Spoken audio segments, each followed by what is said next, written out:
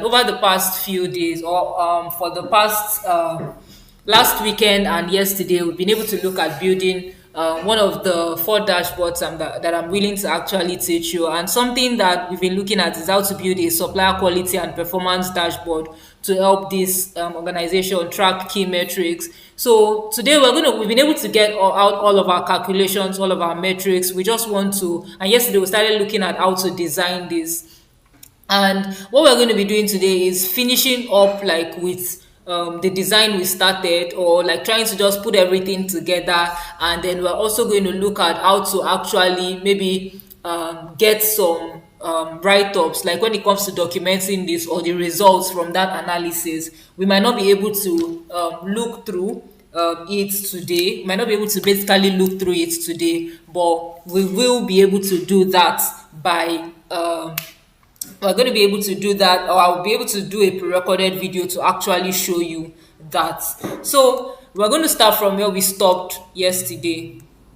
And yesterday we started with the overview page and just trying to, do all these edits. And I'm just going to do this as a fit to width. And we're trying to, we're able to look at this one, and we'll do the same thing for the other one. So I'll start with my downtime hours first of all. And I'm just going to select this particular visual that I have here, which is for my defects. And I'm going to sort of put that settings, and I'm going to put it on top of this one. So the first card visual, or this defects card visual I have here, is that card visual. So I'm just clicking on my format painter, and I'll paste it on what I actually have for my, not on my table. Okay, let me bring that out first of all.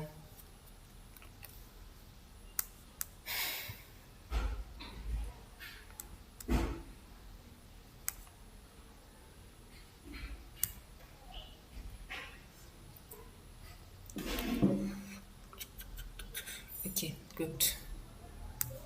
So I want to copy the settings I have for this card visual here. Sometimes when you try to select, you won't be able to select the visual. You have to always use this selection paint, right? To just select. So I'm going to use my format painter to paste that same formatting I've done here. So it's just showing for this particular one. One thing I can also do for this visual, if I want to make it more intuitive or like very straightforward, is to add what I call, like, format this in hours and minutes. But for the sake of time, I'm not going to do that. I'm just going to leave this as it is.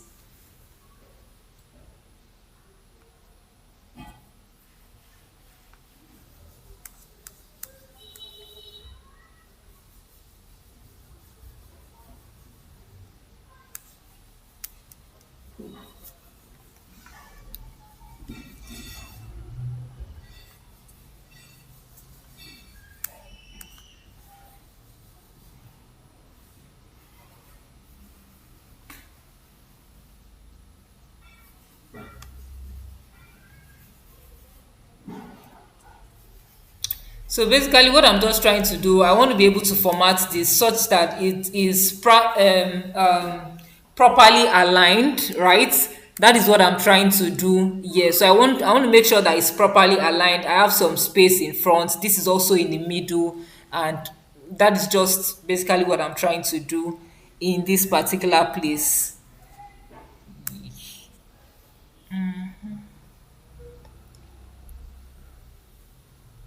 You always want to be careful that everything you're trying to do is actually way aligned and nothing is cut off. Because if you can look at this, my what I'm trying to do, if you notice, my billion is somewhat cut off and it's not very visible, and I want to make sure that that is actually visible regardless of what I'm trying to show. You can see it's not visible. Yeah, so that is what I'm trying to make sure that I'm not in any way cutting that off in any way. Good.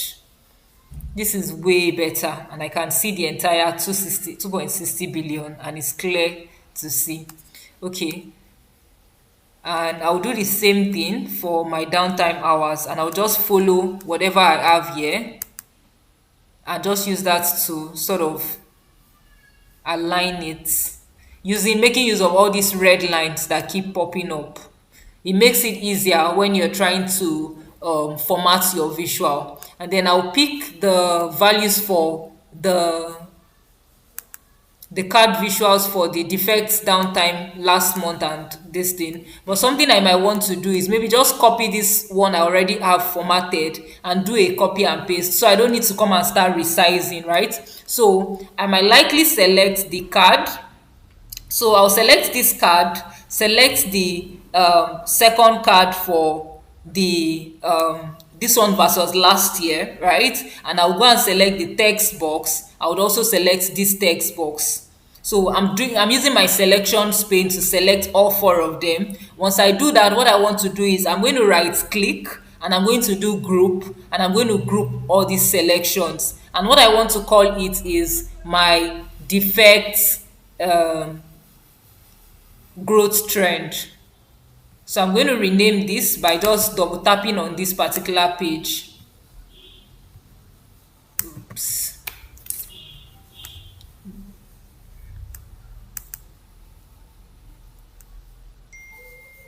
Good.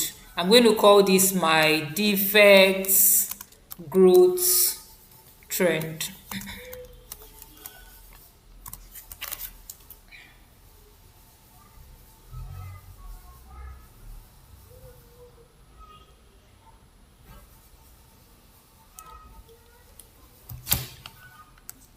Now what I can do now is to copy this one that I have here, do a Ctrl C and do a Ctrl V, and then just drag this second one I have here and come and paste it, because it makes it very easy, right?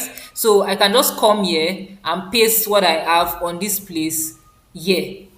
Now what I'm going to do is I will change all the value in this one. This is no longer default defect, this one is no longer defect growth trend, it's downtime growth trend. So I'll rename it, I'll do the same thing and rename it over here. So I can just click on, oops, what's wrong with my keyboard?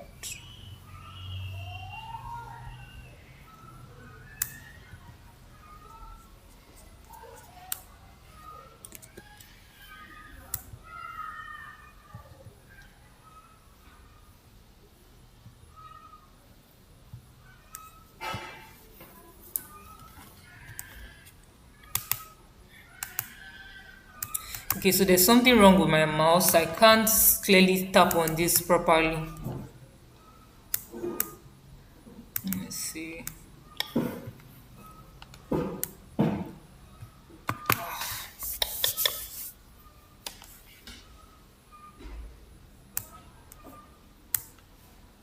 Oof.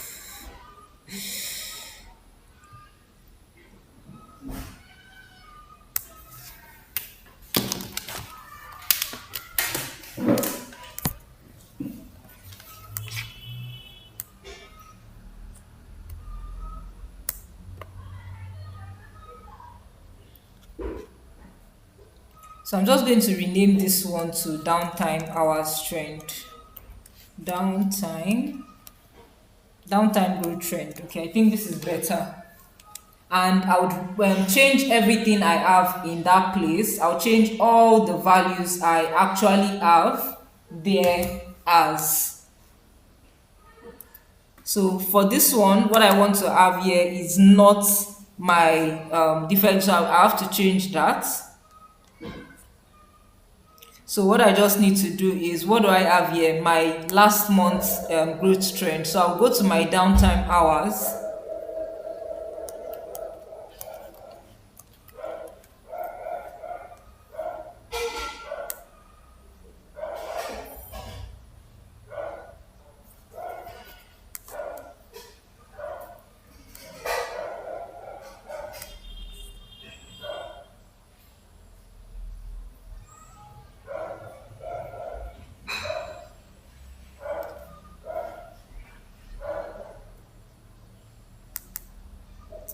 Okay.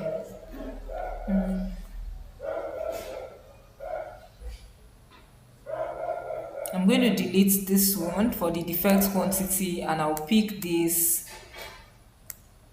downtime hours trend icon. Oops.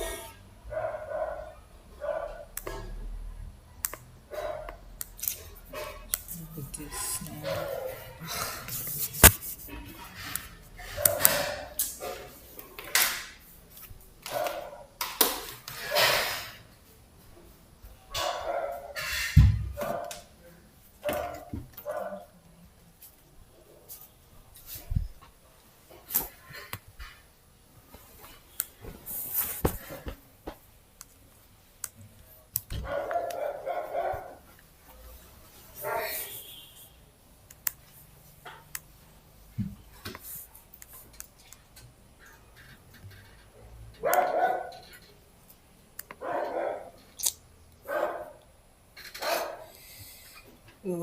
Okay.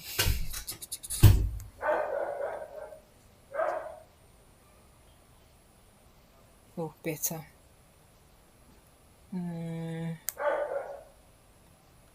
Okay, good.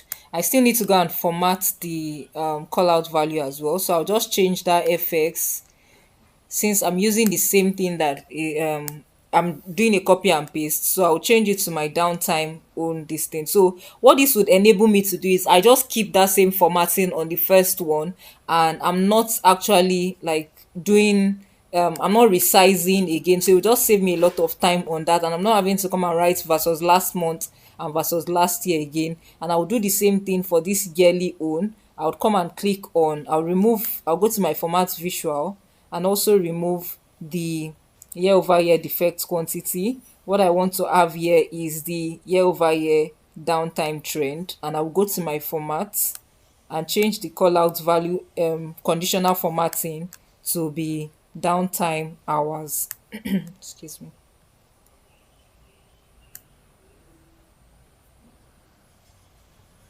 Oops.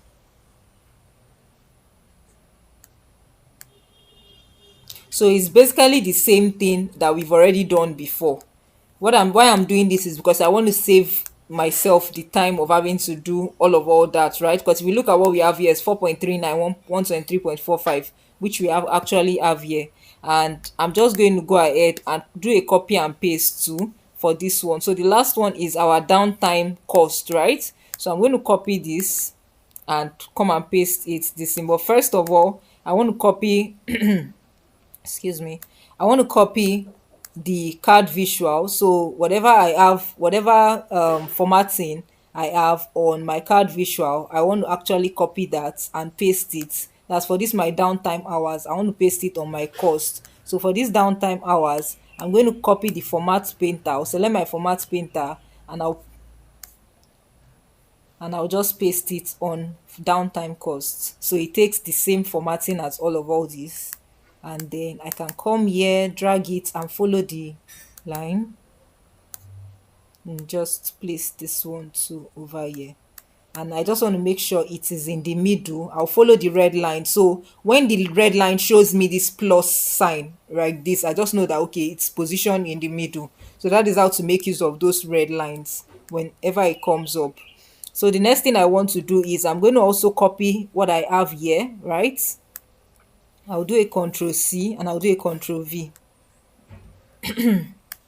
And then I want to paste this. Oops.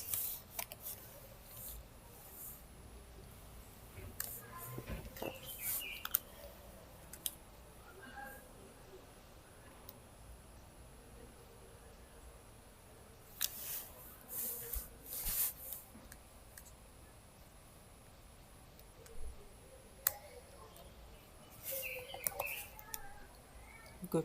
Now I can drag this one I've copied and I'll just paste this on here.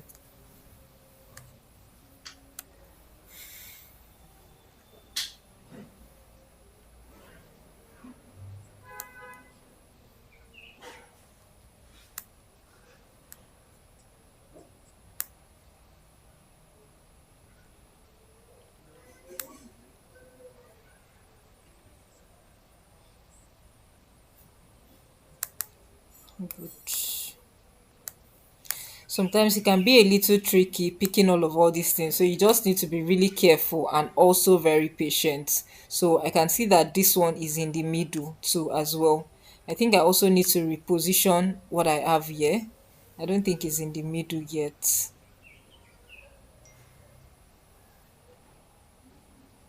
I think I copied this 3 times, so I'll delete one.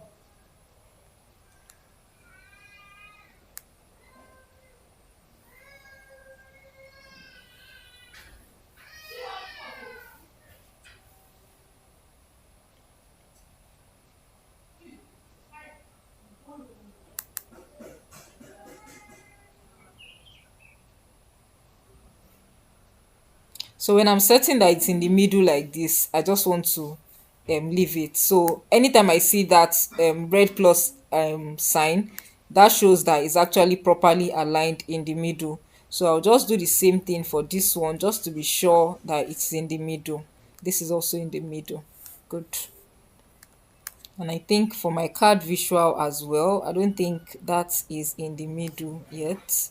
So I'll just reposition this one too. Okay, good, beautiful. This is now in the middle.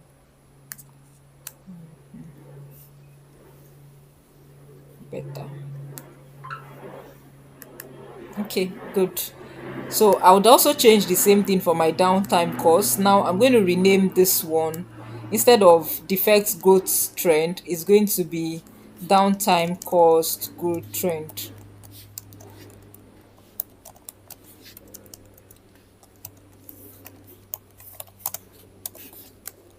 And then I want to start renaming all the fields I have in it. First of all, I'll start with the first card that I have. Oh, okay, this is that. I think I've renamed the wrong one. Let me see.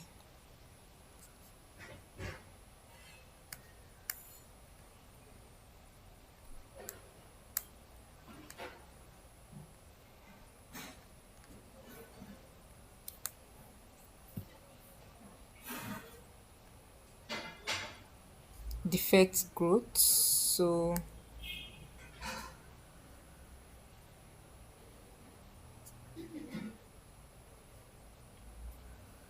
this is actually downtime hours.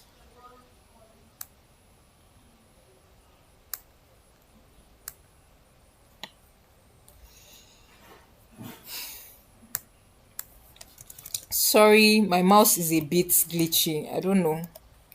And it's taking a lot of time to just pick this. So this is for my downtime hours.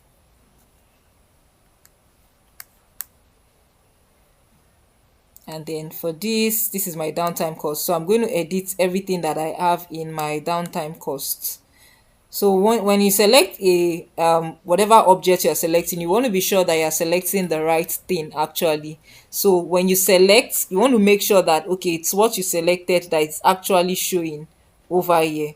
So for example, now that I'm selecting this card visual, this is what I'm selecting here. It's like I can see that by this square sign I have here.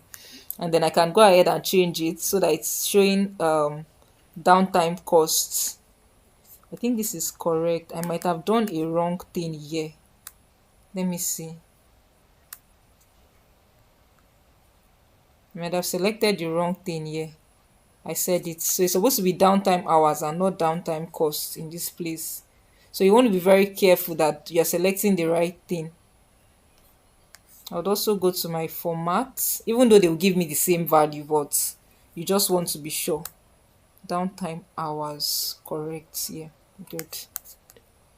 I'll check the second one as well so that I'm sure that it's the same thing.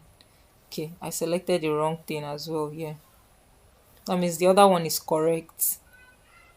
So I would go ahead and click on my trend, and then I'll come here and go to the FX, the conditional formatting. We've done this like in previous classes, so that's why I'm not going through this month over month downtime hours, which is actually correct. And I'll click on OK.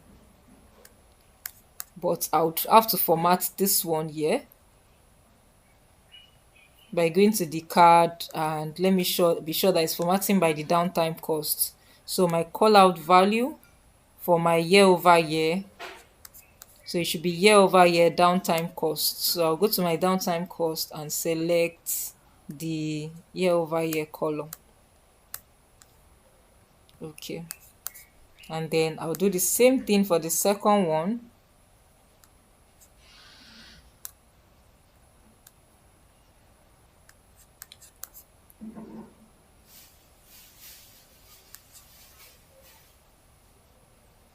For the downtime cost, month over month, downtime cost trend, color. So this is something we've done before, but because I don't want to start resizing and this thing, that's why I've done this, right? If I place my, if I make this as fit to width now, we can see that we've done the first set, right, of editing this visual, which is putting all of our numbers in place. Now the second thing we want to do is our line visual. We have to format our line visual. So first thing I'm going to do is I'll delete all these numbers that I have here. I don't have any need for them again. So I'll delete this, this, and this. And then I'm going to do Control X. Oh, I mistakenly selected the line visual as well.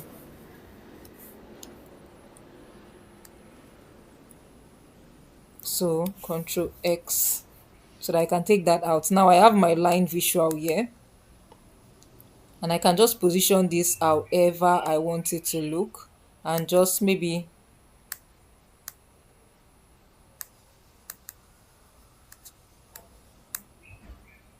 drag this all the way to this place. Can move it a bit. Now I'm going to format this visual, right? So what I want to do, and also format my text visual. Remember, what we're trying to recreate is what we have on this place, right? This is what we're trying to recreate.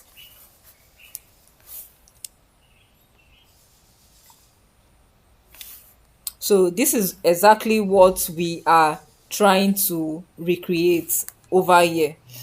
So what we want to do is to be able to format our visual so it looks like this. And the reason why we're formatting, I'll tell you why we are going for that formatting style. But first of all, let's start formatting our visual. So I'll click on Format Visual, and then what I want to do is I would increase the values for my x-axis and also for my y-axis as well. So for my x-axis, I'll just take this up a bit to maybe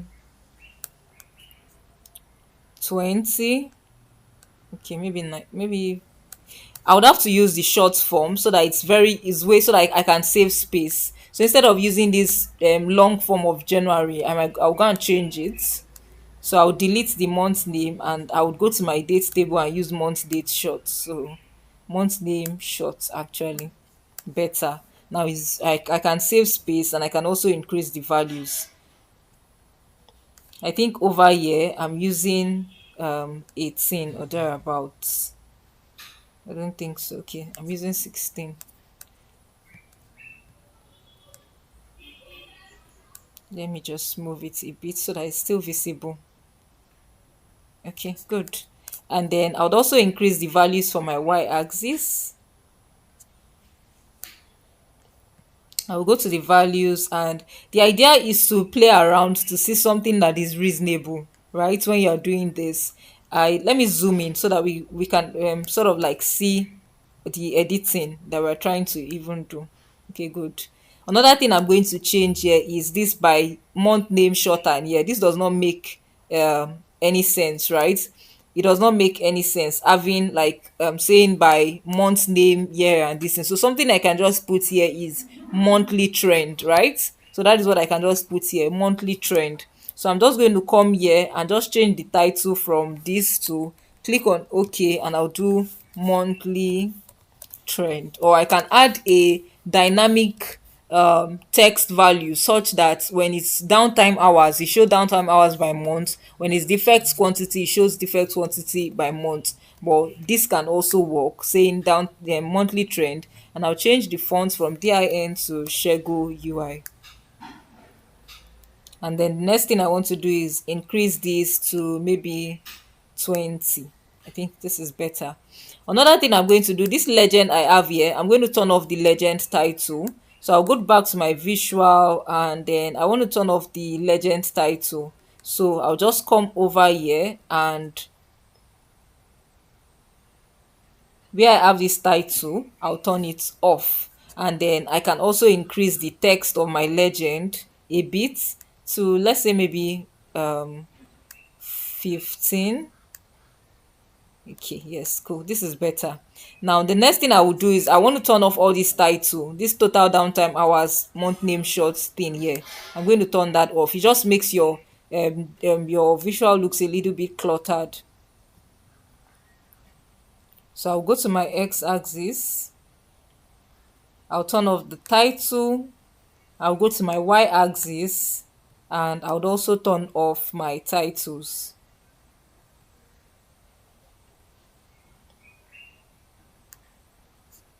Good. Now that I've done this, this looks way cleaner. The next thing I'm going to try to do here is format the visual. Now, when selecting how you want to format your line chart, sometimes it's important to think, what story are you trying to tell, and what information would they be mostly interested in, right? You would assume that your audience will be interested in the most recent year performance, right? So in that case, you might want to highlight, because that is where excuse me, that is where you are using your colors and whatever thing you're trying to do to sort of put impact, right? I would recommend the book Storytelling with Data to actually learn about some of these things. Now, for example, I want to format this visual to make sure that where the impact is on is 2019, like where I want to focus my audience attention. So something I'll just come here to do is my line for the second line. I'm just going to make it broken, and um I would increase the width of my data. But maybe before we do this thing, so that we're doing everything at the same time, something I wanted to talk about this last at the last stage, but I think we can just do that immediately, right? So that we're just editing everything at once. Now, when it comes to changing colors, most times I don't like to change my colors one after the other. What I just do is I go to select a theme, right? So under your view tab, you're going to see several themes that Power BI provides for you. And yesterday, we've been able to extract one color, and it's that color we sort of want to like use. What you can just do is copy the X code and come and paste it in that part. So that X code that we copied and we took to this thing. But I want to be sure that I'm using this exact same green X code. So I'm just going to copy it from this particular one that I already have here. So what I'm just doing is I'm going to go to this visual and copy the X code here. I'll probably share the S code as well, because I don't think I did. So I just want to be sure that it's the S code. It might be that one we extracted from that image, but I don't want to cross check.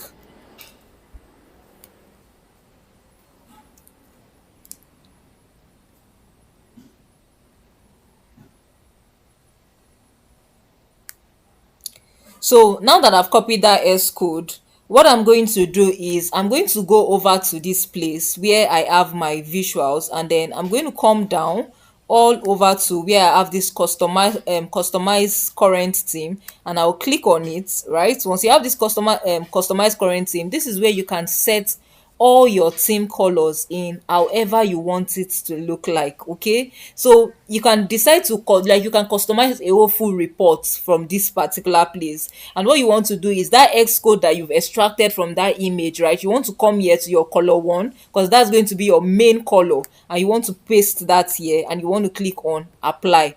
Immediately all your first colors turns to that particular green color. You can see now my major color here now is that green color.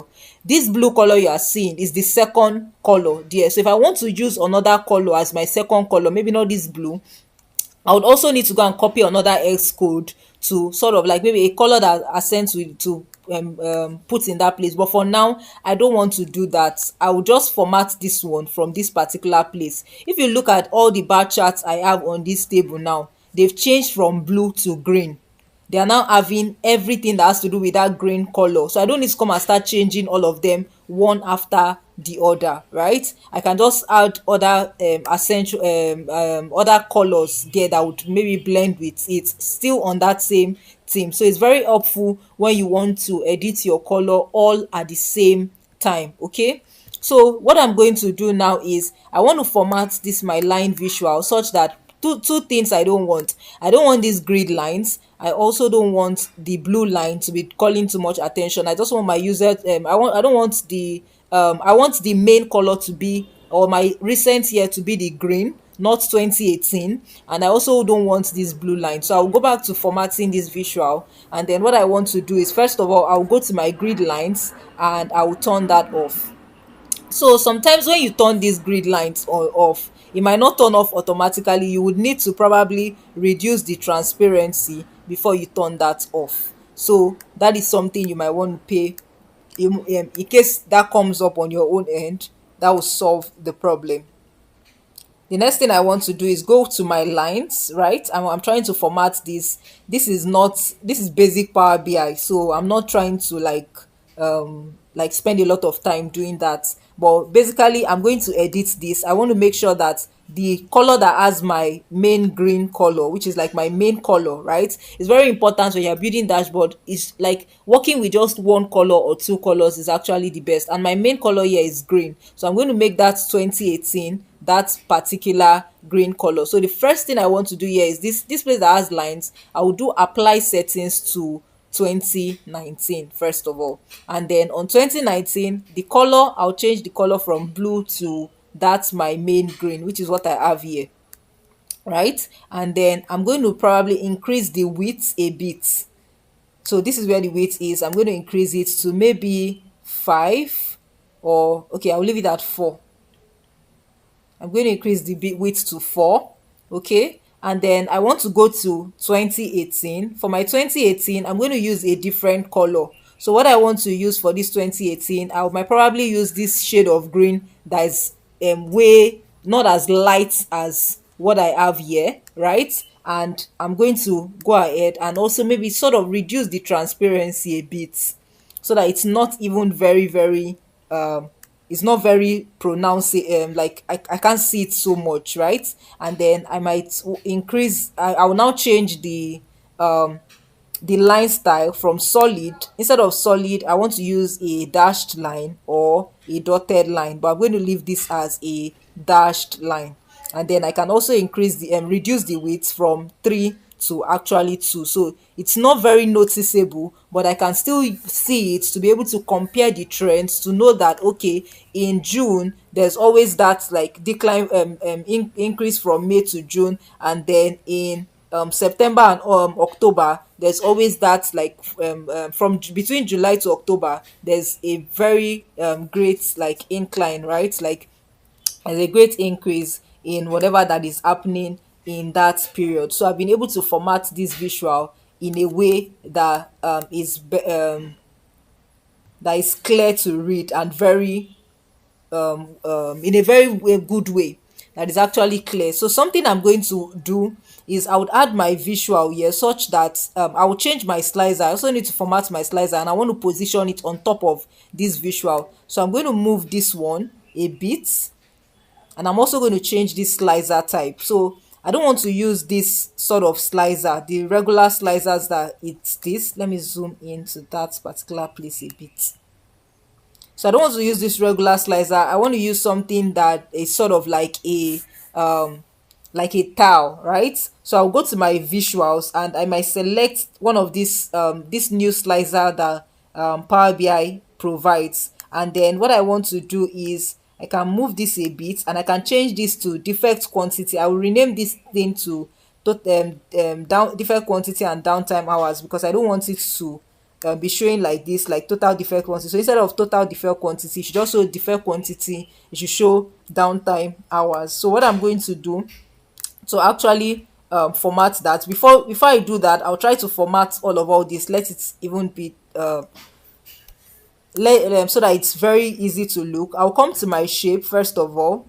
I don't want my shape to be a rectangle. I want it to be a rounded rectangle. So I'll pick this rounded rectangle, and I don't want it to be this curved. I'm going to sort of reduce it a bit. So what we are doing now is just report design, right? So I'm going to reduce it a bit and leave it at maybe 10, right? And I would leave it at that 10. And then what I want to do is I'll go to my layout and I'll change my layout from grid to single row.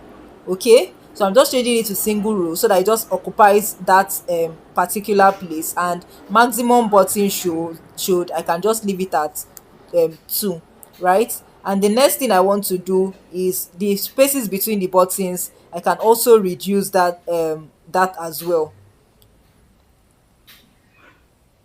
or maybe increase it a bit so there's like a little bit space in between them. Okay, better. So maybe let's leave it at 10. So I'm going to leave that as 10, and that is that for the layout.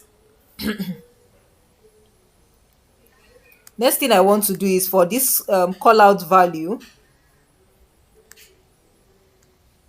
because I want to show this as defect quantity and downtime hours. I will go to that name, that's that parameter that I created, right? I'll go and edit it here. So this place that says total defect quantity, I'm going to rename it. So that particular value there, I'm going to rename it to defect quantity,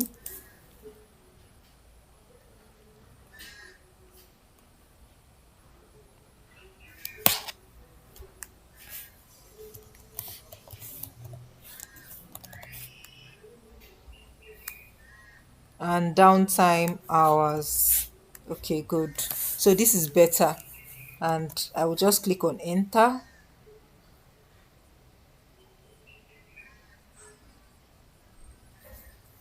Good. Now it's now showing the first quantity and downtime hours. So something I'm going to do here is I'm going to also try to change the font. I don't want it to be Dean. I'm already using Shego UI, so I want to use that across. And then I'm going to increase the font size a bit so it's visible. Maybe 16 is better. And then I can change the color of my font, but I won't do that now.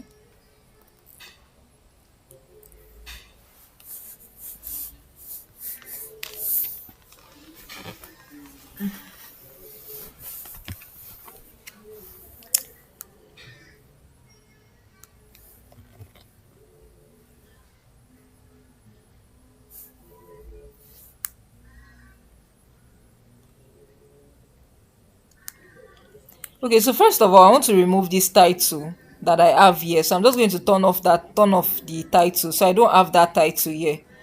And I think this is okay. What we just need to do now is to change the background color for our the states, right? So I will go back to my visual, and then right now what I want to do is I want to go to where I have these buttons. Like I'll scroll down to where I have buttons, okay?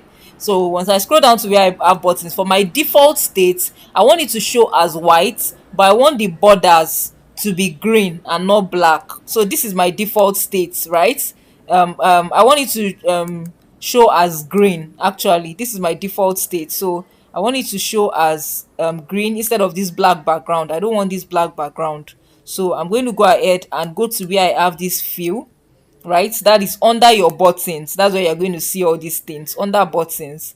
I just want to edit this, and where I have this fill, okay, this is my default state. So where I have the borders, I can leave the fill as white, but where I have the borders, I want to change the borders from this gray to this particular green color. So it might not show, it might not be very visible, but if you look at it, you'll notice that this particular one is now green, right?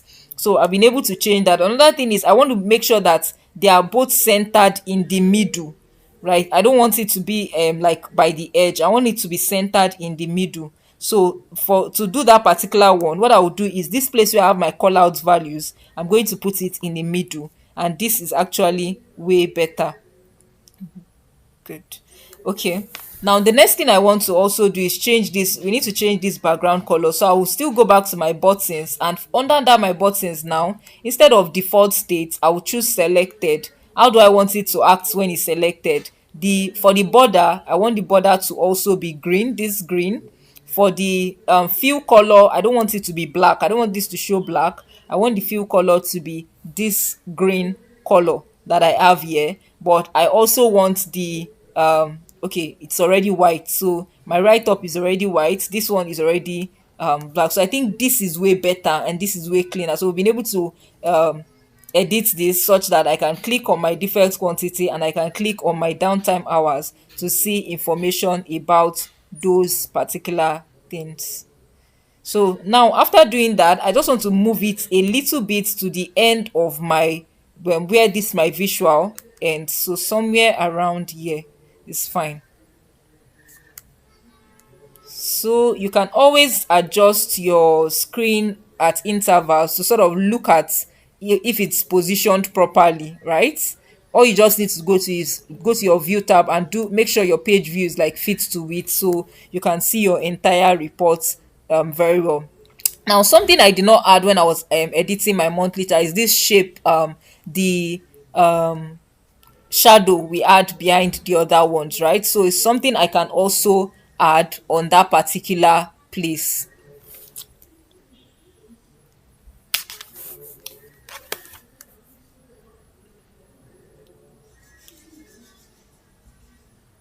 Okay, good.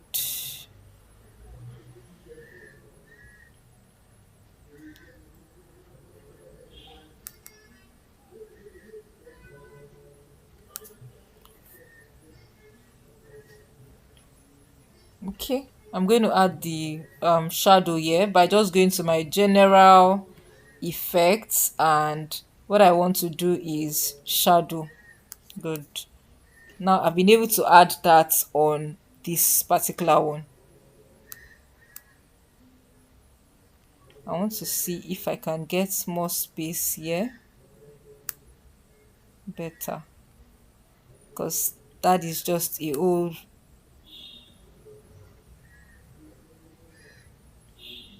Okay, better.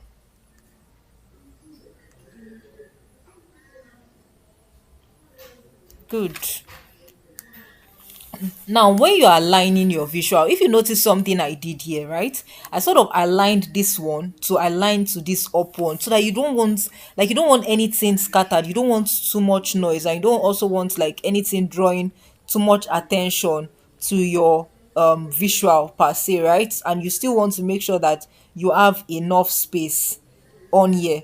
So this is actually our downtime impact visual. So I'm going to put this one here, right? That's the last value. That was the one we created, that parameter we created for our downtime cost parameter. So what I'm going to do is I will move this one here, and I'll also sort of like try to format it and increase the size. So I'll go to the settings, and for the header, I want to turn that off. I don't need that to show anything. Okay, let me zoom in so that we can see what we are formatting. So for the header, I don't want to see anything on the header. So that's why this is how it was before, but I don't want to see that downtime cost. So I'm going to turn this on, turn this off. Or something you can do is maybe even turn it on and put a downtime cost per hour, like as the title. But I don't want that. I want to bring in a text that I can use to signify that. So I can also increase the value to maybe 19 or 20. I think 20 is fine. Good. And then I can just move this towards the end such that it is over here like this. And then I can also make the background of this one a gray color, so it's very, like, I can see what is actually there. I don't think I did it for this one. Or I maybe just put in a border such that it's very easy to see. And then what I'm going to do is I'm going to insert a text box.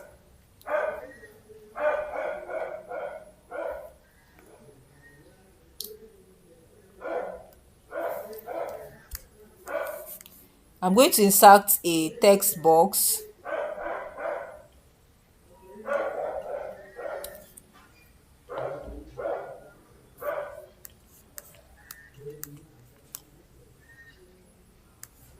and on this text box I'm just going to drag it all the way to where my please kindly ignore my background noise.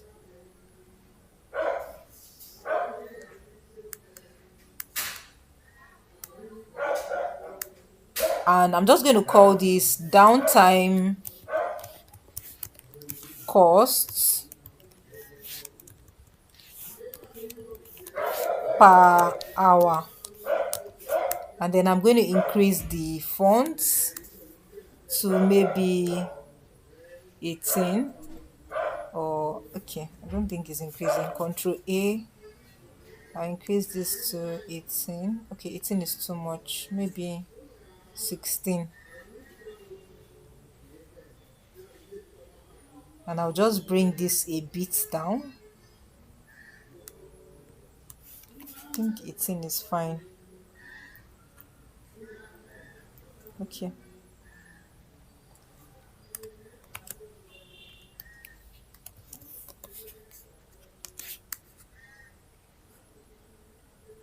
Most times it's not advisable to sort of abbreviate things on your dashboard because it's not everybody that would understand, except you are putting like a glossary where people would sort of understand what you're talking about.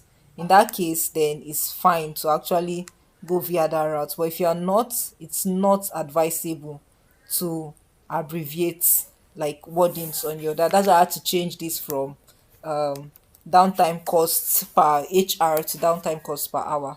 Good. I can also put a dollar sign in front of this because it's in dollars.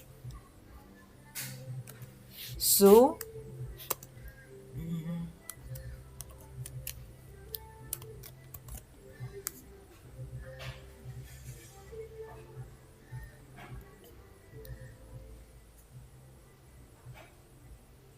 good. Now, if I go to my view and I try to see this, you can see we now have our downtime cost per hour. We've also been able to edit this. Now we're going to bring the remaining of our visual and also try to put that on display. So I'll go to my first page that has all those information.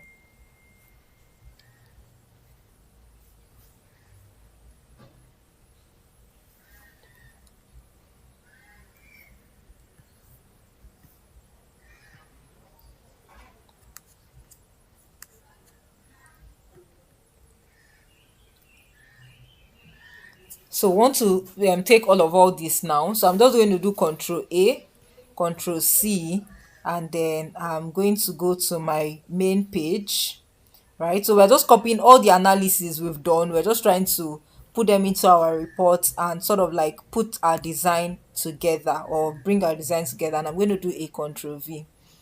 And then what I'm going to do is don't sync because I'm not making use of those pages actually. So it actually doesn't, I'm not using those pages at all. So I'm using it, and that's why I'm clicking on don't sync.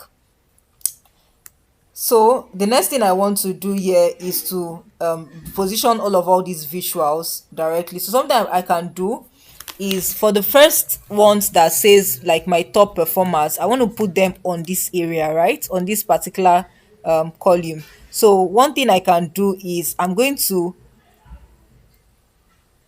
remove this parameter because I already have one parameter showing here, which is this here. So I'll remove that one. Good, and this is it here. So I'm just going to position all these things. First thing first, before I position it, I'll bring in a shape where I'll group all these things together. So I can just move them. Don't worry, when you're trying to click on it, it sort of like does this is interactivity thing going on. So I'm just going to bring in a shape that I'll put in here to sort of group all these things together. So I just want to move this a bit. So I would go to my insert tab and insert a new shape. So insert and shape, and then I'm going to click on shape. This is the shape here, and I'm just going to adjust this. Make sure it's like following the red line, right? So I just want to make sure it's on the same line and it's somewhat like this. Good. I'm going to leave a little bit space beneath. Okay. Now the next thing I want to do is I don't want this shape fill. I don't want any color inside of it. So this style, I'll turn off the fill. I'll turn off the border as well. But I'm going to put a title. So I'll go to the text and I'll turn that on and I'll call this worst performers. Why are we calling it worst performers? Because they are the one this thing, like that's where we have a lot of problems. So worst performers, and I'm going to increase the font size.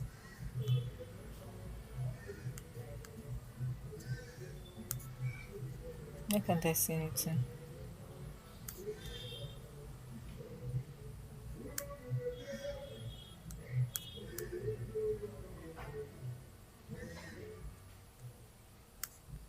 Okay. My text is as white, so that's why I can't see anything what I'm typing. So I have to change the font color to black. Good.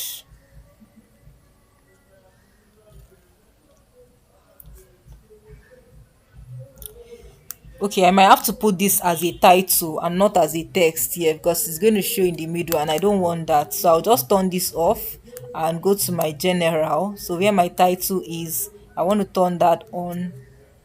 I'll toggle the button on and I just want to paste that text here. And then I'll do my Shego, I'll change the font to Shego UI and also increase it to 20. Okay, maybe 20. Okay, what do I have here? 27. So 27. Is that what I have here? Okay, I have 20 here. I'll probably need to increase the one for this one.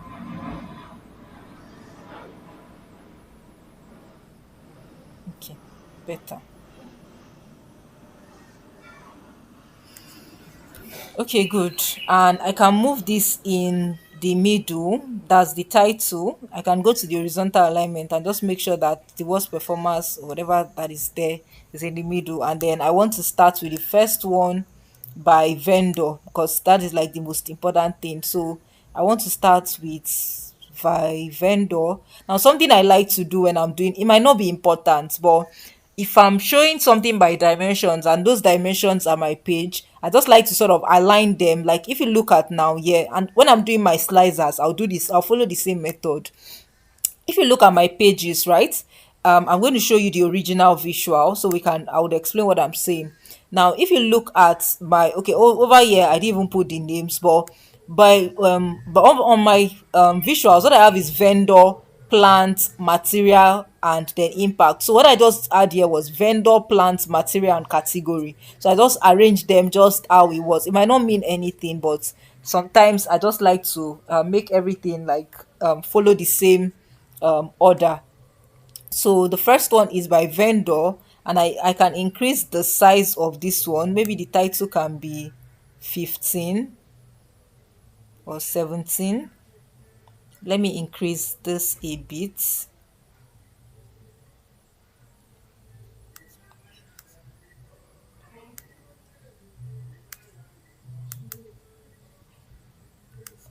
Okay, good. And then for my visual, I want to also increase my call out value, maybe 15. Good. For I'll turn off the category label. I don't want to see this defect quantity. I'm just going to turn it off. Let me just see only the name and the value. So I would also click I would increase that color value. Okay, the color value is already increased. And then I might also want to increase the title, right? All these names that I have here, I would increase it a bit to maybe 17. And then I'll change my font. I want to make sure that my font is uniform. If I'm using Shego UI, I'll use it across. If I'm using DIN, I would also use that across. So this is better. Good. So I have this first one. I don't want this line showing. Good. I can put a border here, right?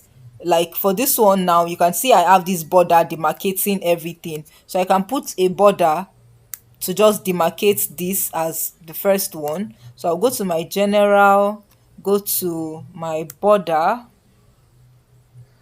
So border should be under effects. And I'm just going to add a visual border. And I don't want this black line because if I leave it on this black line, it's going to be too sharp and drawing too much attention. So what I'm going to just do is I want to select it and okay, I'll go to my selections. That'll be the best way.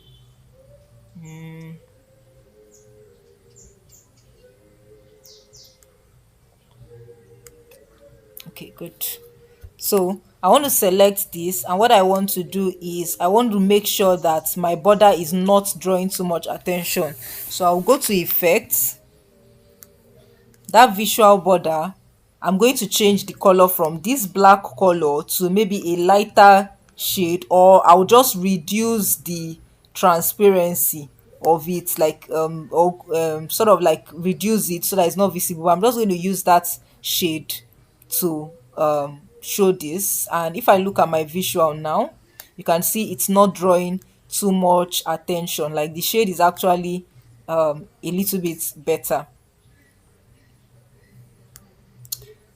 Something I might also do, if I don't want the corners to be this sharp, I might also want to sort of reduce that. All these things is report design. It's not like it adds it's maybe it's added to the analysis, but it just makes your reports looks more pleasing and calming to the eye, right? So this is better now. I can now copy the other one. So the formatting I've done here, I'll just copy it and paste it on the other one. So the next thing I want to do is for this plant, I will move it and put my plant on this side.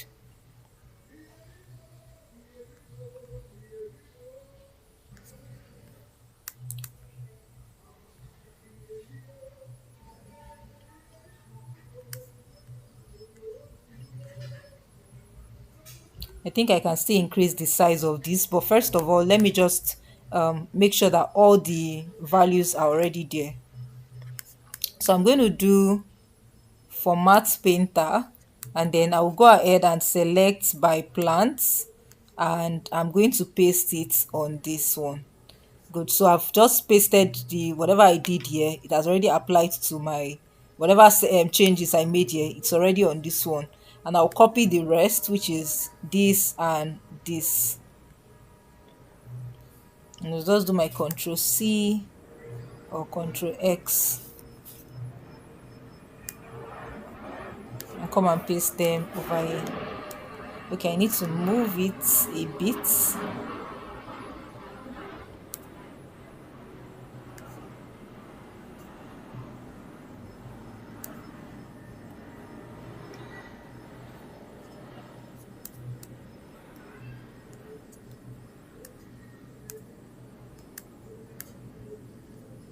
Oh, I copied this one again.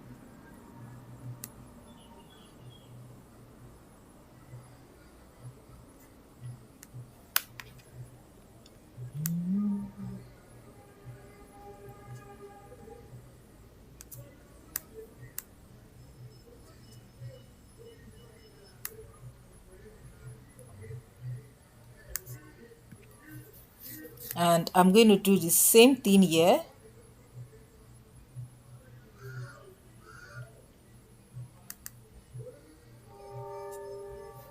So I'll still need to format this a bit, but I just want to be sure everything is there. Okay, good. I'll come back to formatting this. I want to bring in the last visual.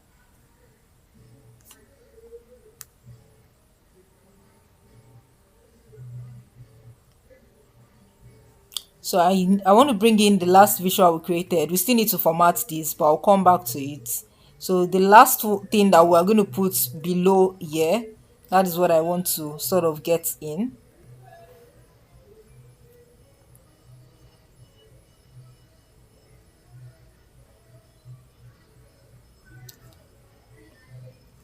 And if I come over here, I'm going to find that here. So I'm just going to copy all these, Control A. I would uncheck this one. I don't need that parameter, it's already there. And then I'll do Control C, and I'll just go back to that page and paste all this, which is my overview page.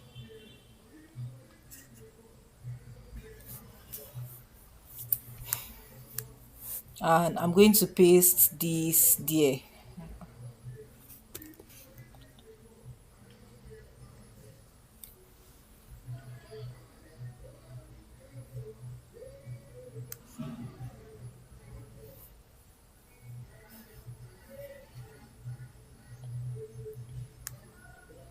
And what I want to do is I want to put everything starting from the impact defect type. I'm going to zoom in a bit. I'm going to place this like this, but instead of having this like this, I want to give it a title. So I'll turn off the category label, right? I'm just going to go to my call out value, and I can increase this a bit. Also change the, let me increase it to 50. I would also change the fonts to Shego UI, and then I'm going to turn off the category label. And on my general, I want to show that my title, I want to rename my title to be impact.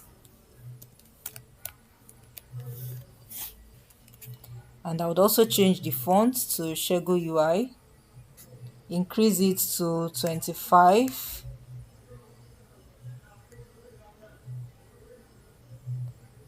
and position it in the middle.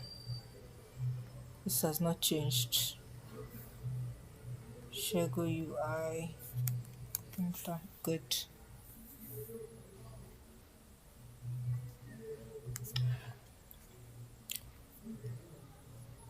I'll do the same thing across for others, but I'm just going to use my format painter to make sure that it picks everything. So this one, I'll bring it over here.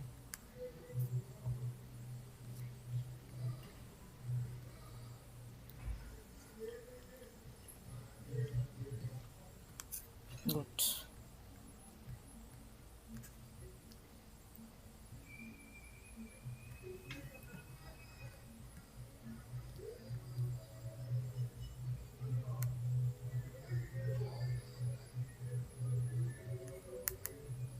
So the formatting I did for this my vendor, I'll just paste that formatting on this one, but I don't want a title. So I might just have to format this one normally. Okay, good.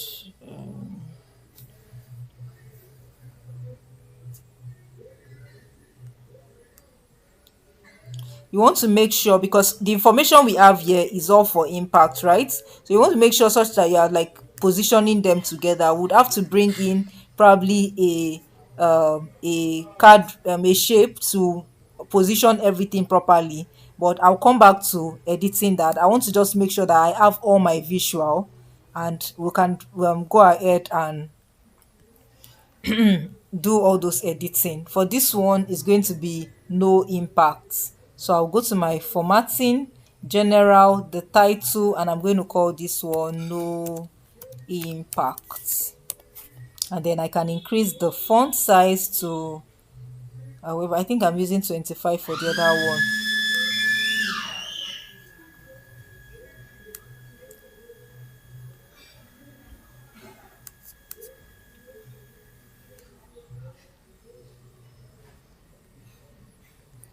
28. Okay, this is 28 as well. I might need to increase it again, but another thing I always do sometimes when I'm trying to visualize, I always export at intervals to see how it looks like, to know if it's, because this is not the original view of my data, right? This is just like because sometimes you might look at it, it's so tiny, but when you export it, say for example now, if we decide to export this visual, we're going to see that it is like it's not indeed like it's actually big. But I'm going to continue formatting. First of all, we're going to try that after we finish the first page. So I'll put this one here, and I'm going to call this rejected, so we can always do a trial by error. I'm going to call this rejected, and then I just want to place this on here.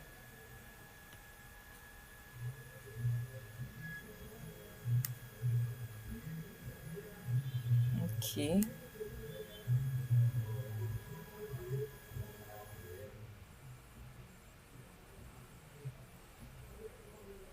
Good. I'll bring this one is for this.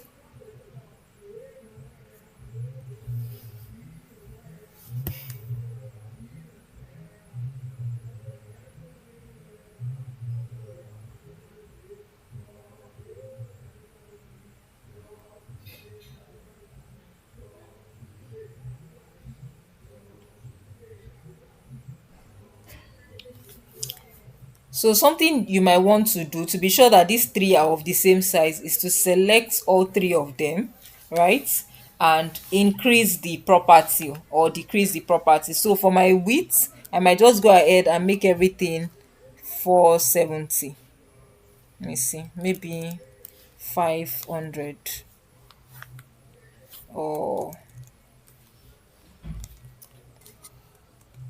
510. Good. Let me see. Now I can move this here so that it's aligned, and then I can select all three. And then what I want to do is go to my formats and do align horizontal, distribute horizontally. So I'm trying to distribute this everything that you see here horizontally. I really hope that we are following.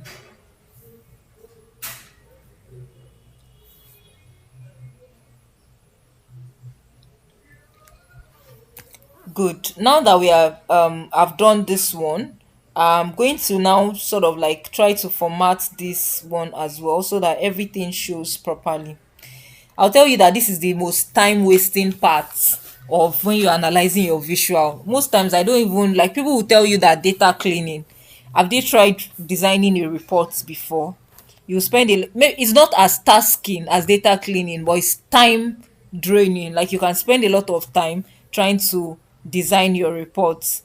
So I'm going to change this one now. For my visual, I'll go to my call out values and increase this to maybe 20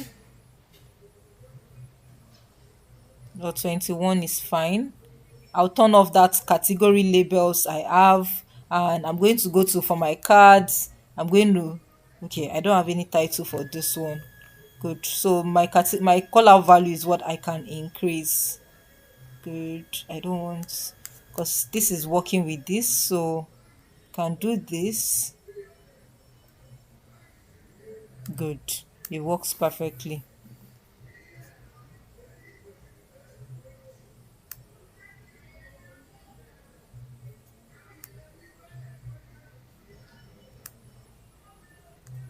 So I'm just trying to adjust whatever that is underneath to fit this.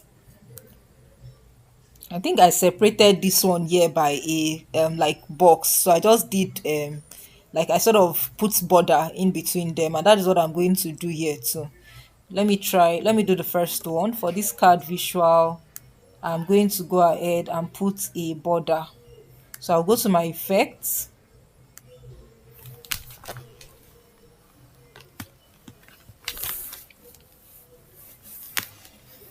Once I go to effects, I'm going to go to visual border, go to border, change the color from this, and I want to use this gray. And I'm going to do the same thing for this one. Turn on the visual border, and I want to use that gray as well. Good. Now this is showing how I want it to. So, and I'll do the same thing for this one, and just move this so that it's the same thing here. Better.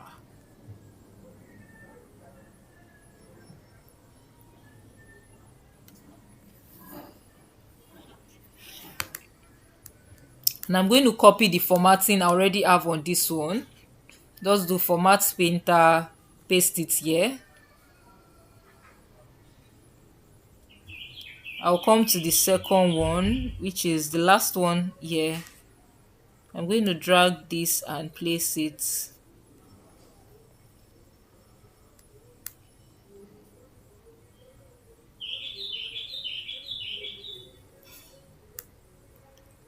I want to put in the same border I put in here, so I'll do format painter and put this here. Good. Format, put here. Format and do this one for this. Good. So another thing I can do is sort of group this all of them together so that they can also be properly aligned as well. We're going to do that later. So let's try and complete what we have on this place as well. I don't want to zoom in because I want to be able to see what I'm doing also clearly, or so that, but I also know that it's going to be difficult for every other person to see what I'm doing. So just try to, like, if you can zoom in on your own screen, it will be best so you can see what I'm doing. So I will come to this my worst performers, and I'll try to start adjusting them. So let me start with this my by vendor again. I want to be able to move this such that it's showing in the middle. Okay, good. Yes, this is the middle. And I'll do this. I'll move my plants. Good.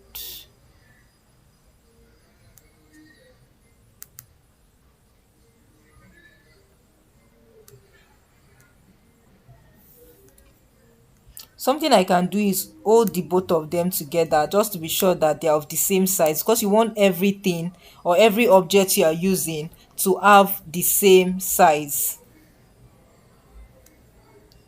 So I'll go to my properties and just make sure that they are of the same. Maybe for the height, I can increase it a bit since I still have a lot of space down. And then the width, I want to make sure everything good. This is better now.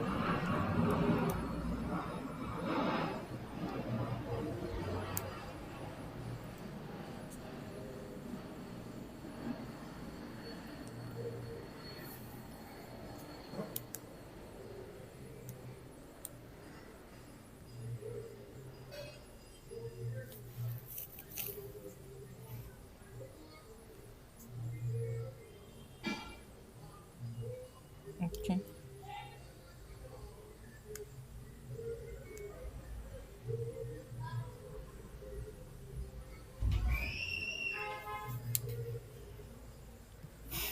I'll do the same thing for by category and by defects.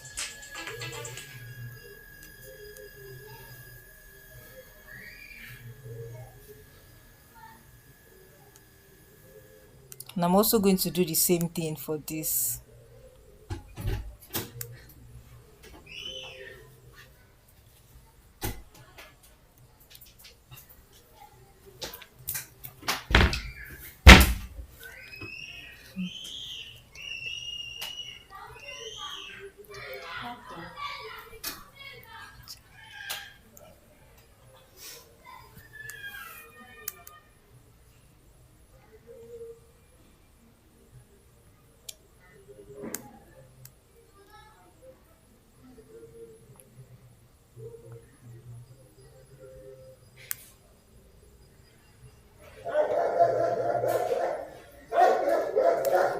Good.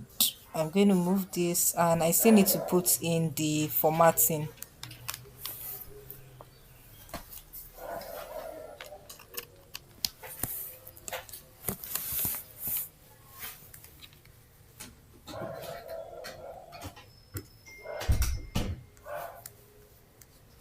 I would copy this format painter and I would paste it on the others that I've not done. So I'll paste this here, format painter again, and I'll paste it on by category.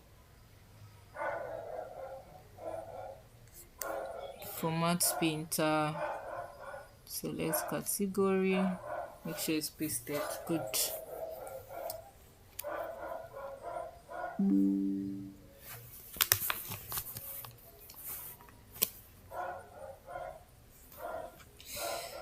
Okay, so I can go ahead and move this.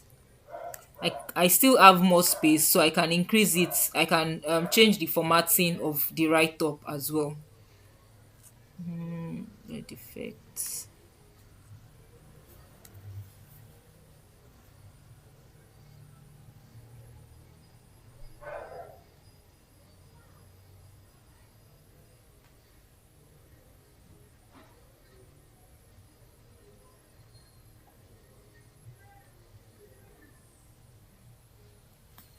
Good.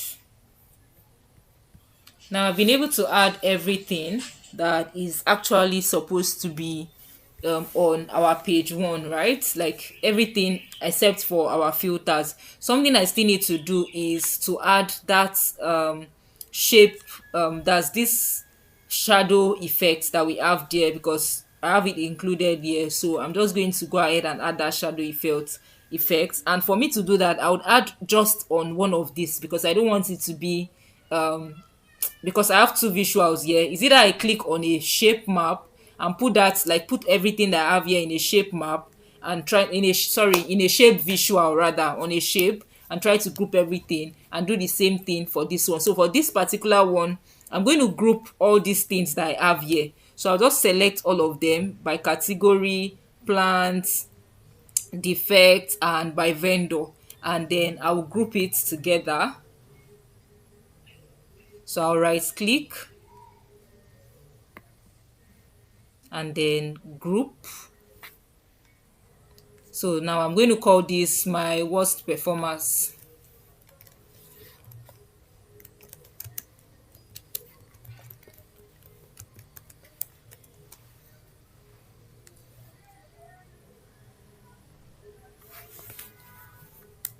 and then I can also increase the title, but I can always come back to that actually. I still have to drag this a bit, but now on this particular one I can add that shadowy effect here. So I can come to my format effects, and then I want to go to, okay, I'm not selecting the shape yet. It's a group one shape. Good. General effects, and I'll turn on the shadow. So I have the shadow showing for this, and I can also create another, like maybe duplicate this shape map, Control C and V. Oh no, not the entire thing.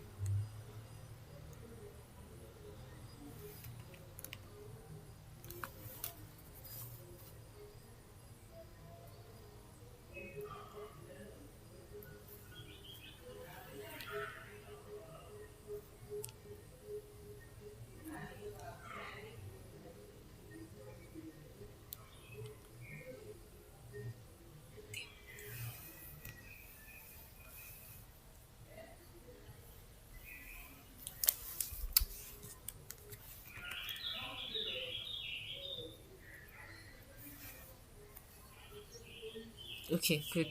I can now select this one, Control C and V.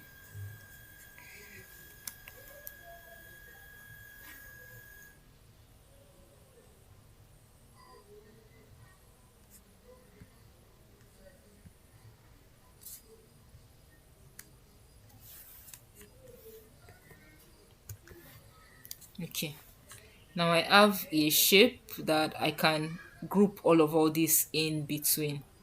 So I can just move this a bit.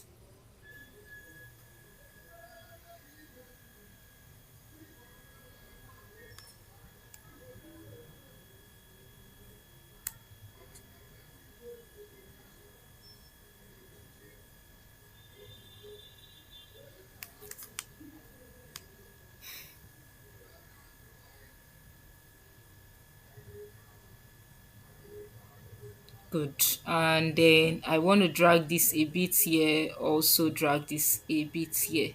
And then what I'm just going to do is I'm going to remove that title that is here. I'll turn that off or delete it. And then I can now group this one.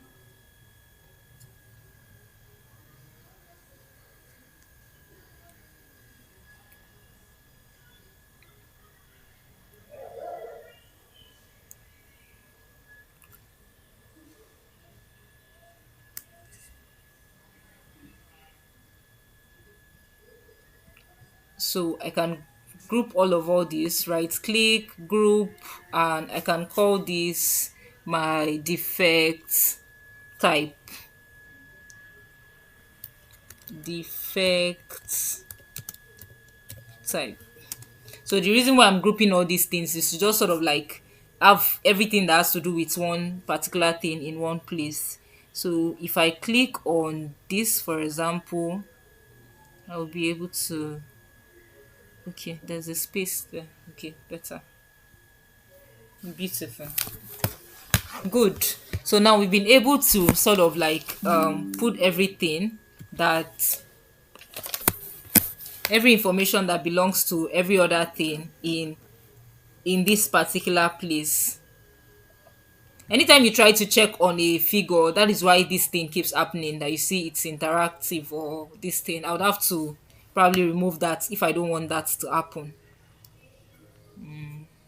So in case you are editing your own and you realize that it keeps doing that, you just have to tap on the visual back and you have your visual. So we've been able to edit page one, right? We can still format all this to make the titles big, but we're not going to spend a lot of time doing that. Let's go to our vendors page, which is number two, right? So we're going to go and get our background. So similar thing that we did for this place. I hope we are all following and nobody is lost.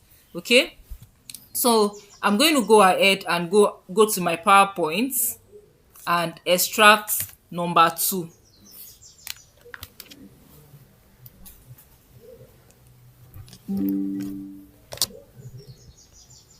So I'm going to try to extract number two, which is what I have on this place. Which is what I have on this place, my vendor performance, right? So what I'm going to do is I'll go to file, I'll do save as, and I'm going to come here and I'll call this vendor, and I'm going to come here on my PowerPoint presentation. Instead of PowerPoint presentation, I'll change this to SVG, which is this scalable vector graphics, and I'll click on save. So, and it's going to ask me if I want to export all or just this one, and I'm going to say just this one.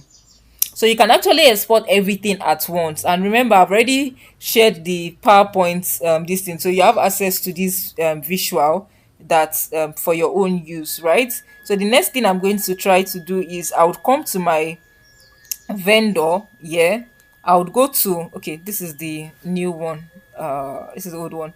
So I'll go to my visual that I'm trying to format, and I'll go to the vendor page. On our vendor page, first thing first we want to do is we want to go to our canvas background, then go to browse, and what we want to pick is that vendor this thing. So I'm just going to type vendor,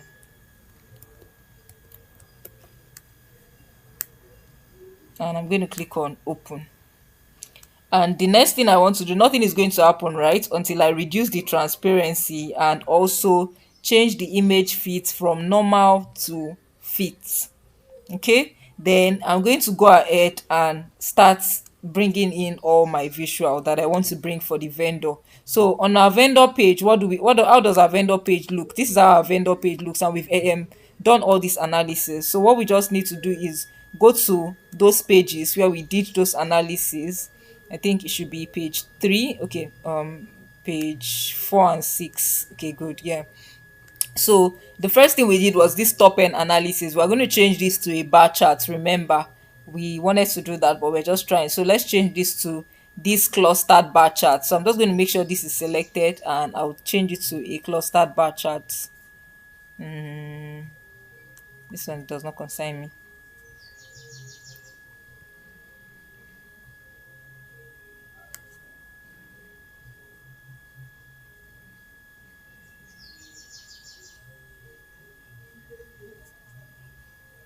Okay, showing vendor by what? Control C, Control V.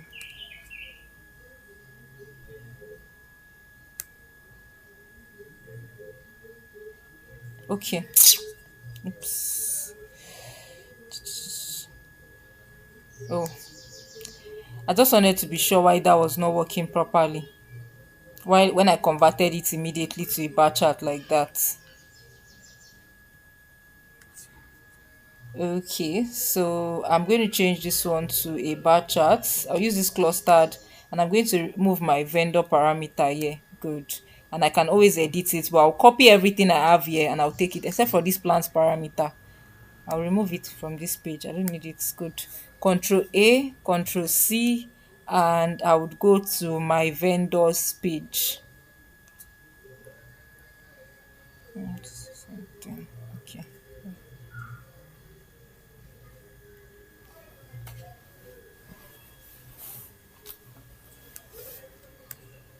And I'll do Control V. Yeah.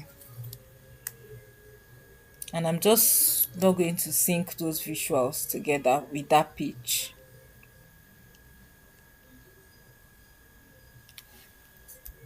And then I'm going to move this over here.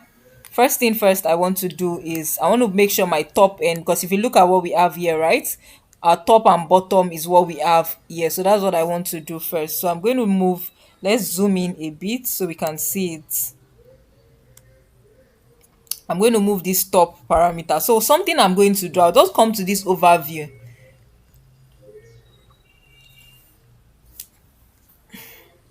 Now the settings I've done here, because I've formatted this one, I'm just going to come here and copy this thing, do Control C. I'll come and paste it on this vendor here. And then I'll still need to delete it, but I just want to format the pane like the settings I did here, so I don't need to do it again, and just paste it on this one. And then I'll come and change the slicer too. Come here, change the slicer, and then I want to make sure that what is using, I want to do it again. Good, should work better. Now another thing I don't want to see bottom first, I want to see top first. So I will just come here to this more option and I'll do sort descending, right? So that it's showing me top and bottom first of all, like top before bottom. So now I can delete this visual that I used to copy the settings. So I can come here and just place this over here, right? And for my top end parameter, I don't want to see this title and all these things. I just want to see only the value. So something I can also do is I can go to my overview page.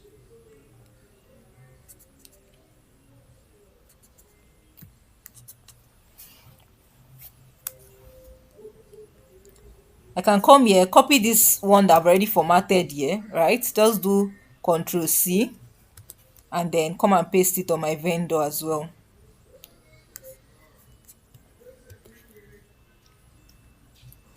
And then once I paste it here, I want to come here and copy the formatting. So I'll do format painter and I'll paste it in this place.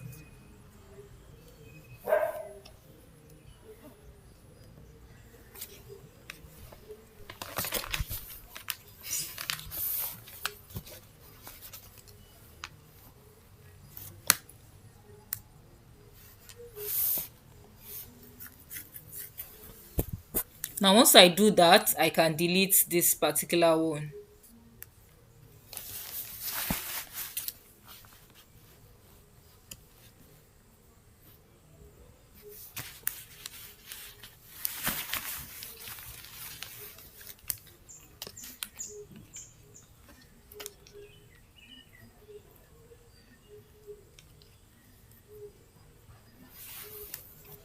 Now the next thing I want to also do is to align those visual, or put this for this one I want to move it on top of here, but I'll first copy the formatting here. Okay, first of all, let me change the slicer so that it's this slicer here, the new slicer. I'm copying the formatting from this format paint and I'm dropping it on this one. Good. And then I'm just going to enlarge this a bit and I will move it to the edge here.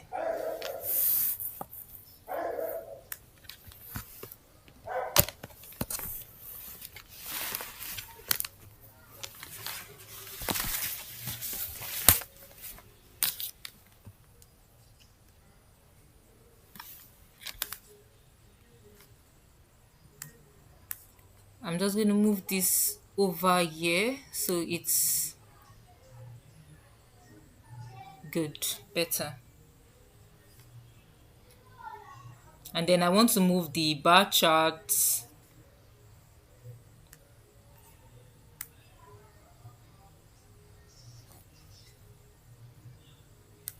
And I'm going to format this bar chart, right? I want to put data labels on here. I want to make sure that they are data labels, and I also want to increase the size.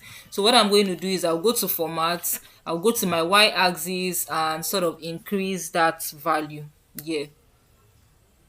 And I would also increase the title.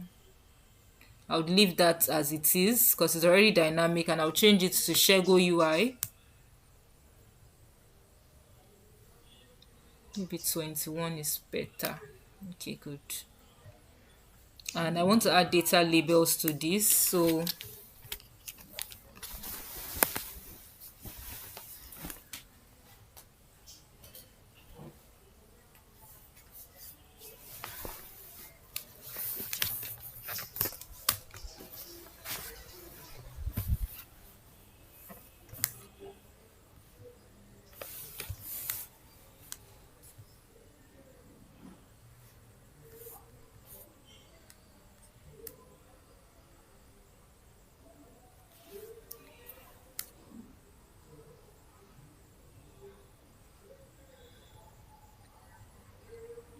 So I would increase the values for the data label as well.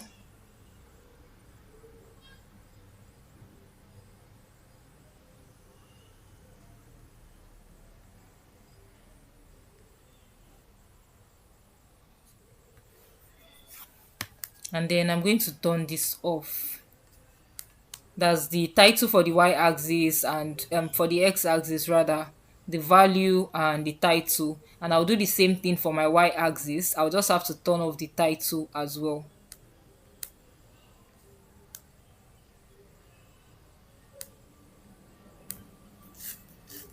Good.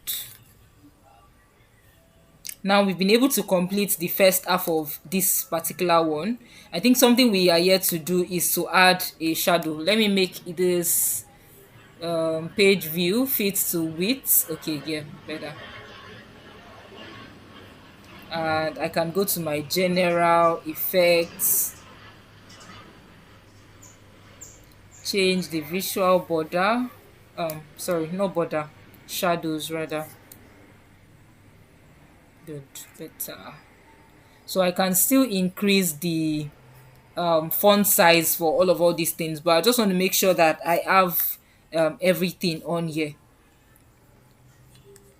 So we're able to complete this. So the next one, I want to add those the medium risk low, that's those scatter charts that we actually created. I'm going to come to, I think it's on page 6 here, and I'm just going to do Control A and Control C. I would uncheck this one first of all. I already have this thing. Control, okay, yeah, I need this. So Control C, and I'll go and paste all of this on that vendor page. And I'll do Control V and don't sync. So for this one, I just want to copy what I have here. Okay, first thing first, I would have to change the slicer to this new one. Come here to my home, format painter, paste it on this one, and I can just have this in a tiny corner over here. For this table, we're going to do a little bit of conditional formatting as well, yeah, but I'm just going to, and also increase the values. I'm going to leave it like this for now. We'll come back to that. I think it's going to be among one of the last things we'll do. So I'm just going to move this. I still need to rename the title and also format it.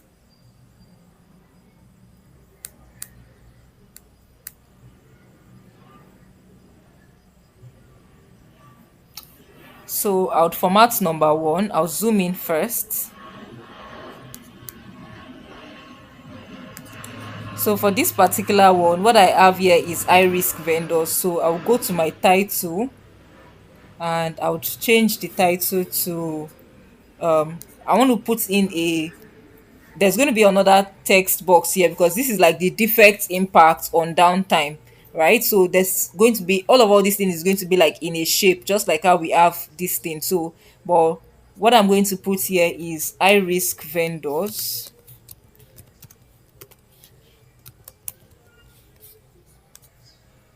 Change the fonts from Shego UI to from DIN to Shego UI.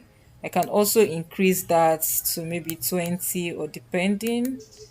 And then I can format this such that on my visual, I'm going to just turn off everything I have there. I'll turn off the title, just only the title. Because my title that I'm going to add would already show that it's saying defects impacts on downtime. So I can already tell from the title what it's doing. Another thing is I don't want all these grid lines. It sort of makes like your report looks cluttered.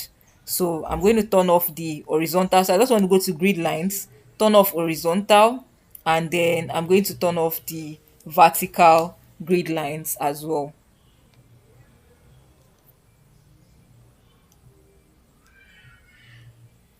So So I'm going to turn that off as well. And then I can increase the values for my y-axis and my x-axis.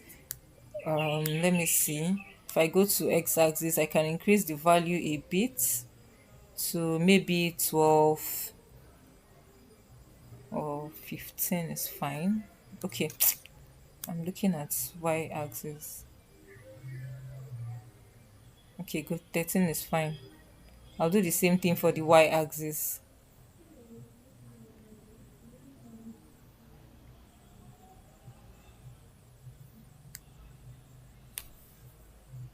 Okay, and then I can just do format painter and paste for this one. I think this one is medium risk, so I'd have to change the title.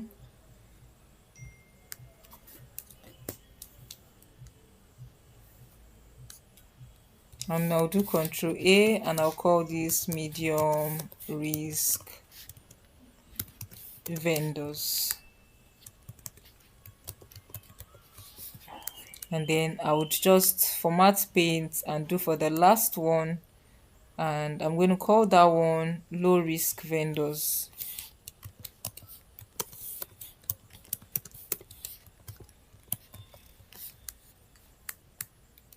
And then I just want to adjust this a bit such that I have this adjusted.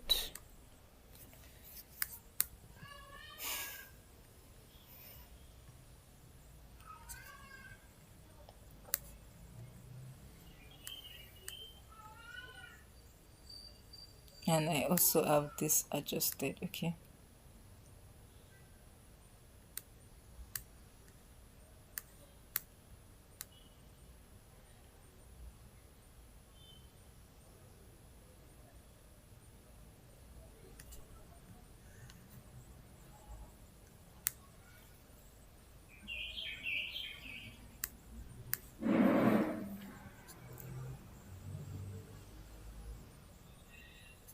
Okay, good. So something I'm going to do is I'm going to bring in that shape visual I add here, and I'll just use that as this particular one. So I'm coming to overview.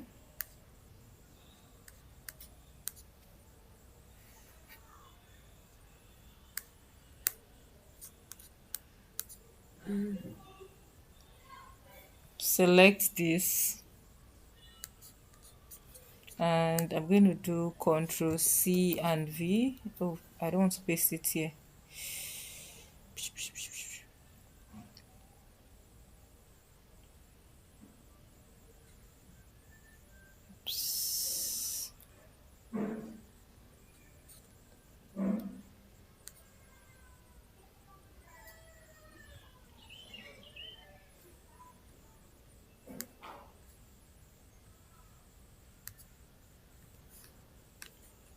Okay, this is it here. So I can just Control X and come to my vendor.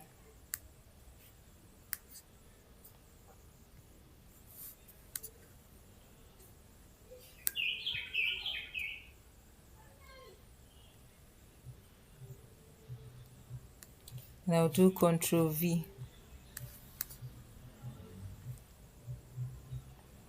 Then what I want to do is put that over here and just drag that such it's like this.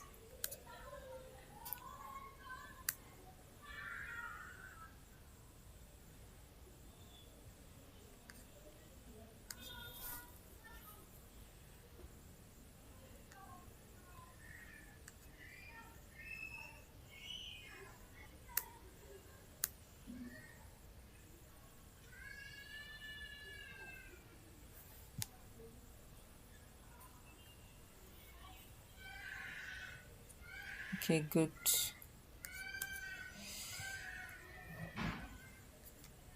Now I can call this one the title. I can change the title to defects impact on downtime.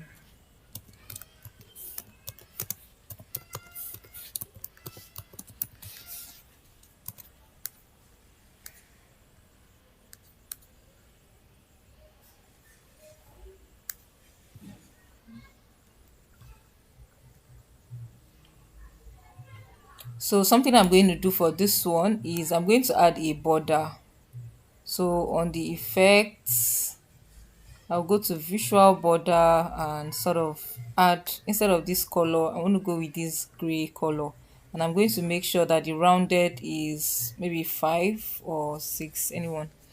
And I can always go to my home tab. Please, if you can hear me, if it's buffering, kindly refresh.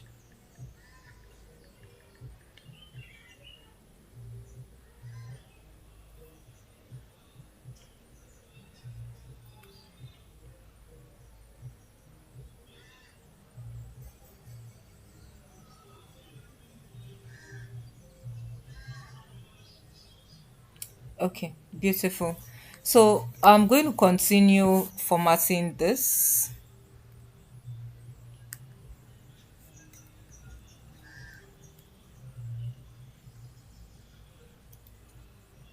I'm going to move this a little bit down. Click on this and actually make this one.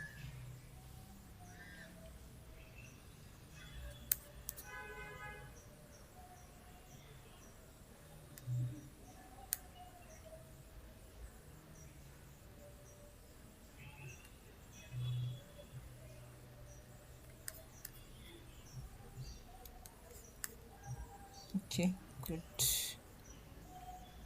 Can also do this a bit. And just to make sure that every one of these things are of the same size,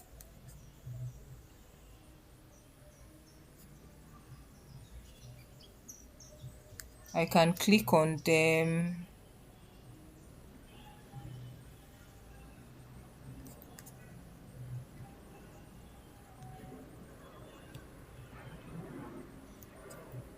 and I will go to properties and increase the width.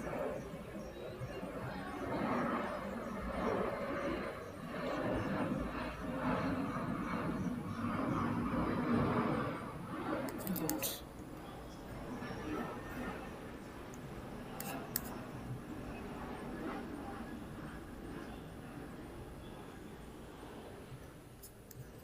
And then I can go to my format and make sure that all this thing is distributed horizontally. Good.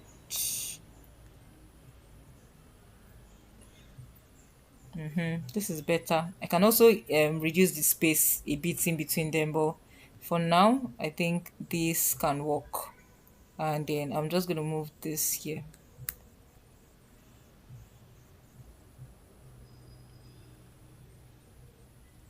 And for what I have here,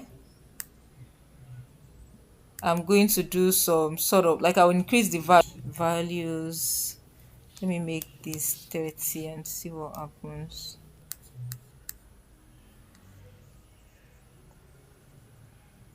Increase the column headers. Okay. And I also need to increase the row headers. I think I'm using, what am I using? 30, right? Or 25? I don't even know. Okay. I also want to make sure this one is Shego UI. Okay, that is what it is.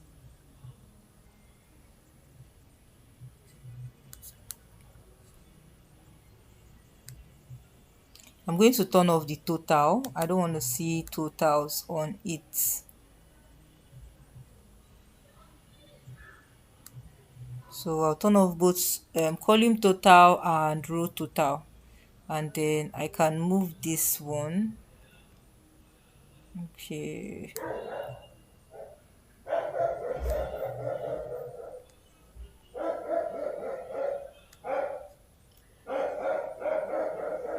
Better. Okay.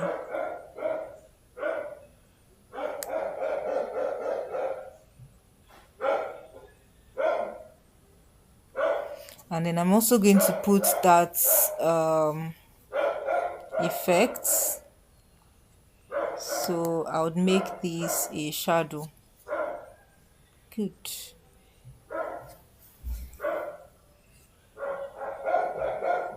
The next thing I want to do is to add the conditional formatting. So for my conditional formatting, I would select the visual and I would go to cell elements under my visual, and then I just want to turn on the background color for this, and I'll do a conditional formatting. I'll change the color. It's just a gradient filling, and I'm doing it on the total defect quantity or on the um on the total defect quantity or on the overview, and I'm just going to use this as the smallest and this one as the highest, and I would click on OK. So it has the filling of my reports. Or I can change for where I have the smallest, I can make it, instead of this green color, it can be white, and I can click on OK.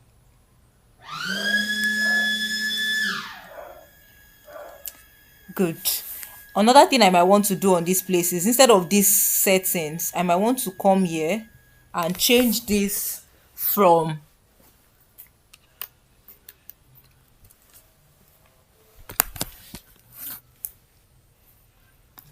I might want to change this the style preset to maybe just minimal, or instead of minimal, let me see, um no, okay, I know why.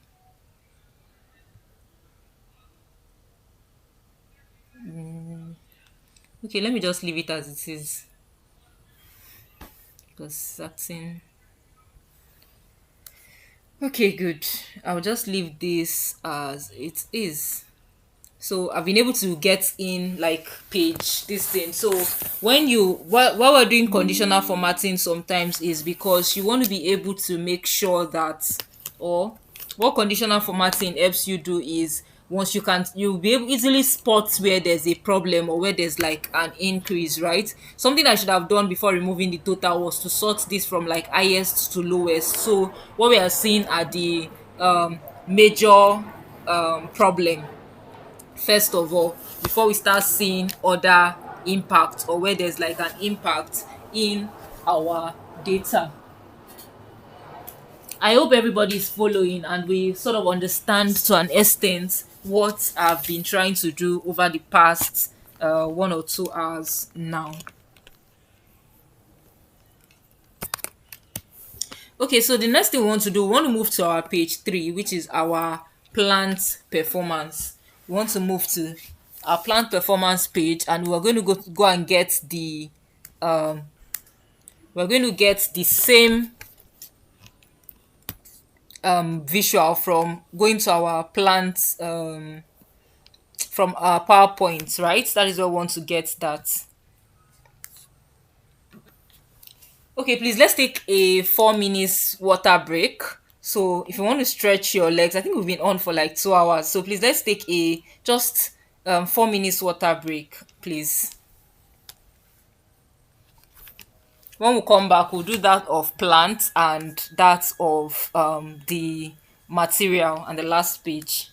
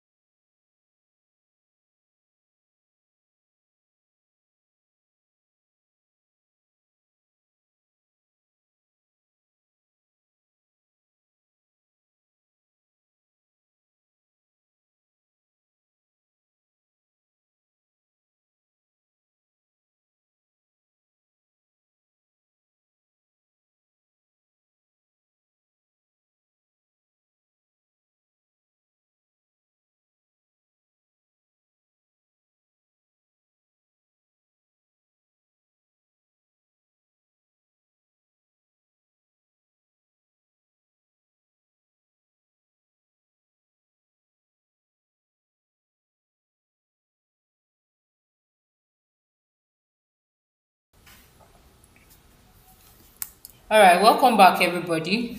We're going to continue from where we stopped, and in this editing the report. Please just confirm you can hear me clearly. Please just confirm you can hear me clearly, and then we're going to continue. I want to be sure that my audio is back up.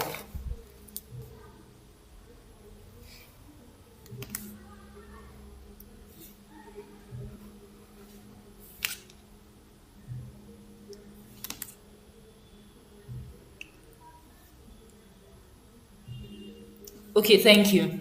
So I'm going to go to my to get the that's for the plant performance, right? And I'll go to my file. I'll do save as, and I'm going to call this one plants, and I'm going to save this as an SVG, so scalable vector graphics, and then I'll do save, and just this one. So similar thing to what we've been doing since we started. And I'll go to my plants page, and before that I want to duplicate this page as well, because I already have a setting that I put in. So what are the remaining pages we have? We have, after plants, we have, I think, material, and we have impact. So that is what we want to add here. So I'm going to put on this one, I'll rename it, and I'll call this material. I would also duplicate again, and I would call this one impact. Good. On this one, I'm just going to delete this page I created then. Okay.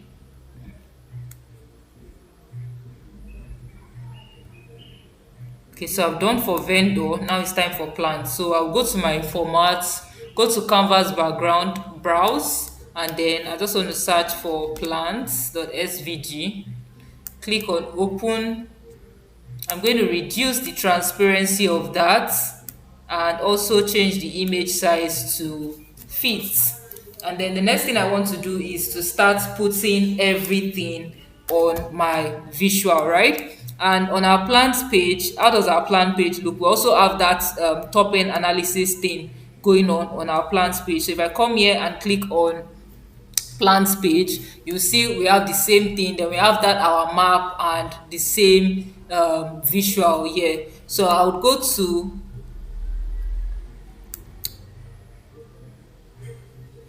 page 7. Yes, this is where we have this. So this one, I'm going to change the visual to a bar chart. So I want to change this to a bar chart. Just pick anyone here, and I'm going to move this plant parameter and make sure it's on the x-axis, that way it can show.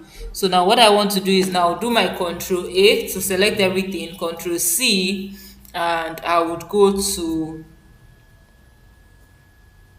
the plants page, and I'm going to do Control V just to paste everything. Do not sync.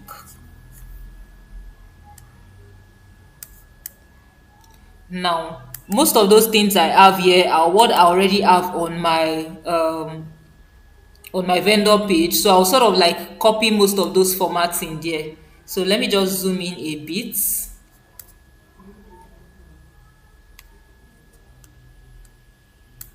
Good.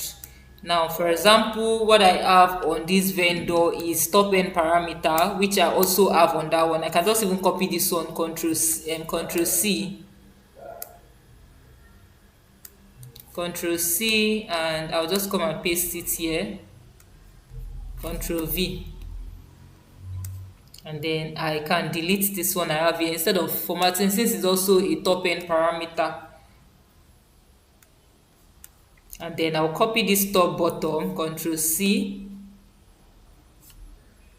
and I'll paste it here. So I can delete this top bottom I have here. Good.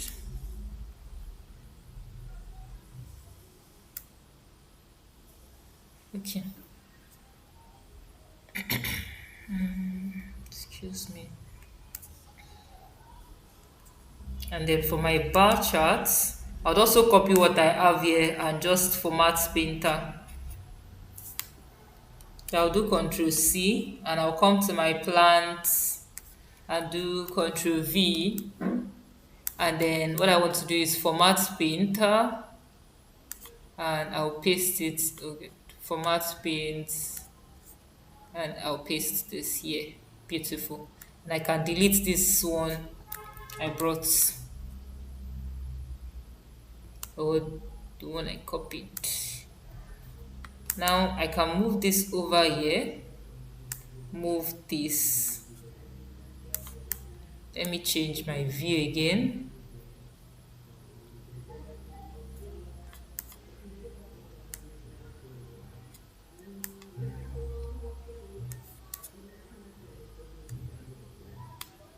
And I'll move this one a little bit down and this a little bit to the side. For my defect quantity, this one is going to be here. I'll go to the vendor page, copy this, Control C, and I'll paste it here, Control V, Control V. I think I'll copy it. Okay, Control V. And I'll go to my Home tab, copy this and paste it on here. Okay, I need to change this first. So format pins, paste here. And also change this one to the new slicer and format pins, paste it here. Good. Now I'm going to delete this one I brought in, remove.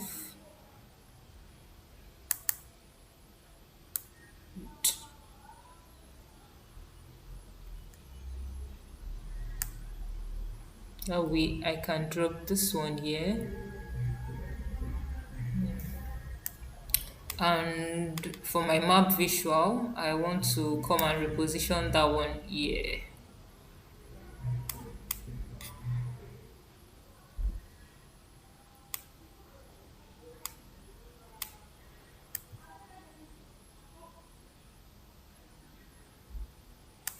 Still going to format this visual to like the title and everything on there.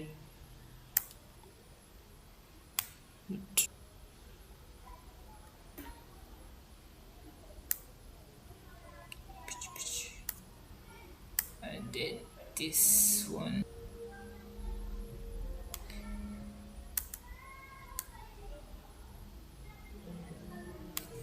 So something I can also do for this particular visual,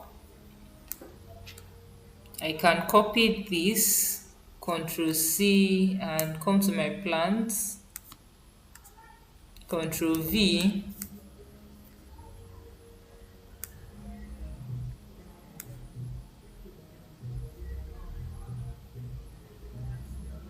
and then I can do format painter, paste it here. But what I want to change is the conditional formatting here.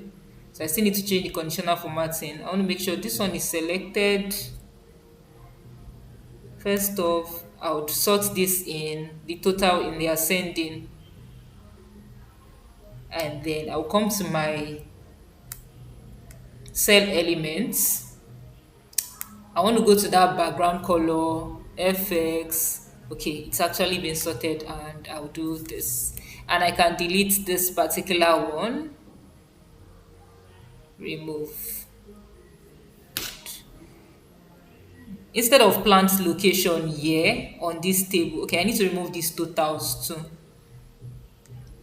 I'll just turn this one off, turn this one off. So instead of this plant location, I might just rename it to plant. So this place where I have plant location, I'll just double tap on it and I'm going to call this plants.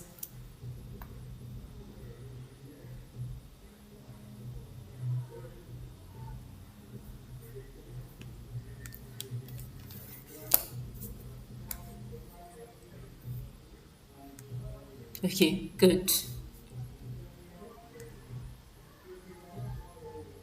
We can still do other formatting for our visual or for our map settings.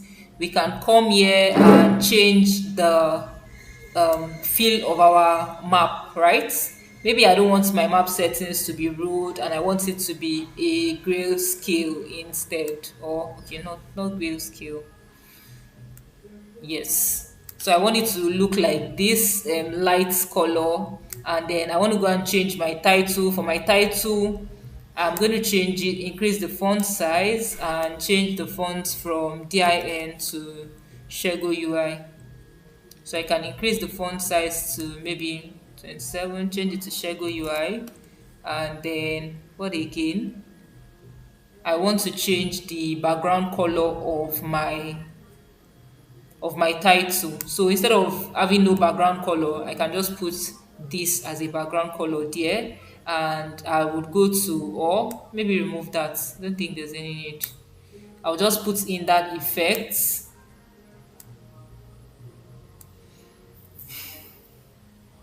which is the shape or the shadowy effect. So I'll turn this on. Good. It's already here. So yes, this is better. Good.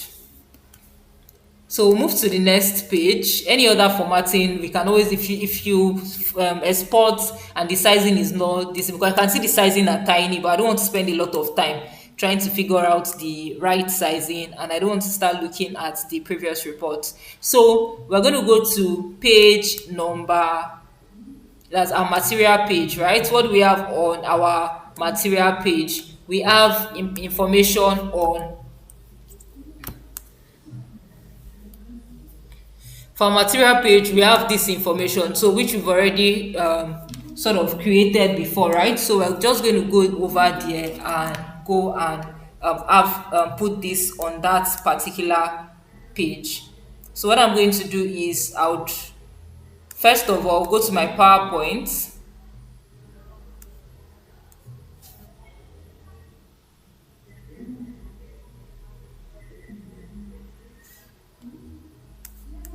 and I'm going to try to export the material. Okay, this is material, and I'll do file, save as, the same process, right? SVG, and I'm going to call this one material,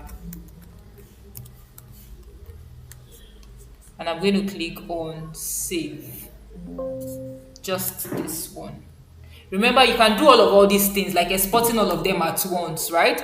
I'm just doing them one after the other because I just like, you sort of take a whole lot of process, like extracting from the zipped file, and so I just want to be doing them one after the other. So the next thing I want to do is place this on the canvas background, and for this one, material, and I'm going to click on open, and then I want to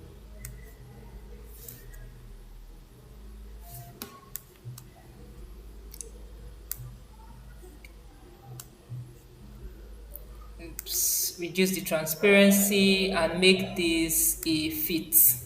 So I'll do that of plant two at one, impact two at once, so that I have everything already and I don't have to come and do this process. So I'll go to my impact and I'll do file, save as, and just the same process over again. Scalable vector, and I'm calling this one impact. Just this one.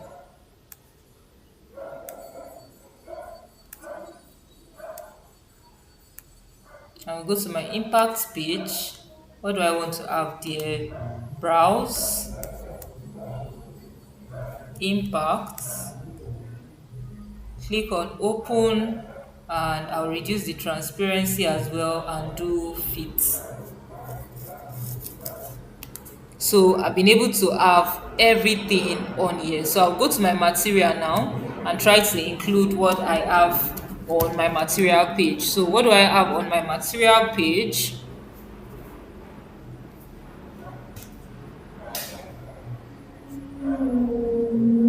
should find that on page 7. Oh, okay, no, page 8. Good. This is it. So I'll do Control A, Control C, and I'm just going to go to the material page. Control V. Don't sync.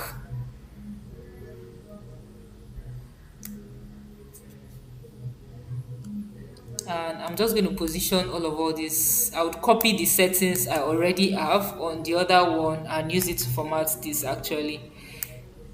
Okay. Okay, good. So I want to go to my plants.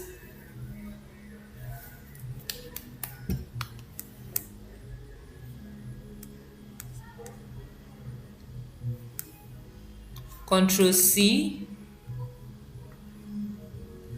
Control V, don't sync, and I'm going to do format painter and paste it here. Okay, I have to change the type first.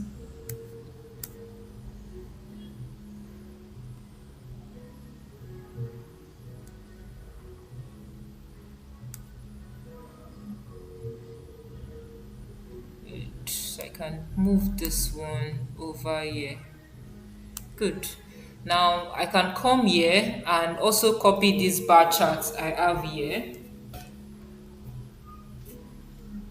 Control C, and come to my material page, do Control V,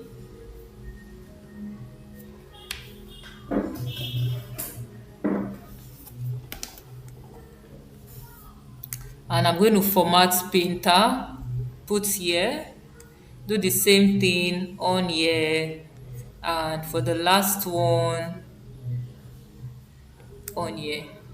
Good. And then I'm going to remove this one so I can adjust this however I want it to be now.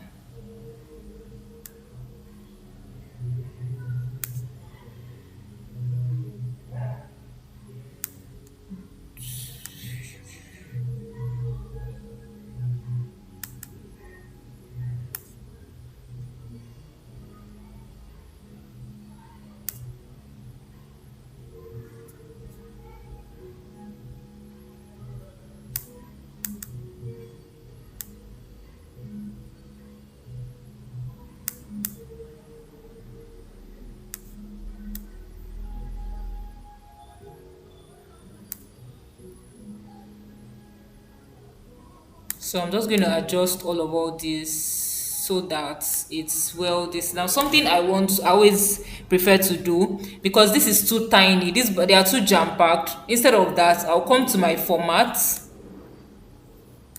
I'll go to my x axis to, okay, not my x axis, rather my bars. I think is my bars. And then I'll go to layout and sort of increase this. Okay, it's not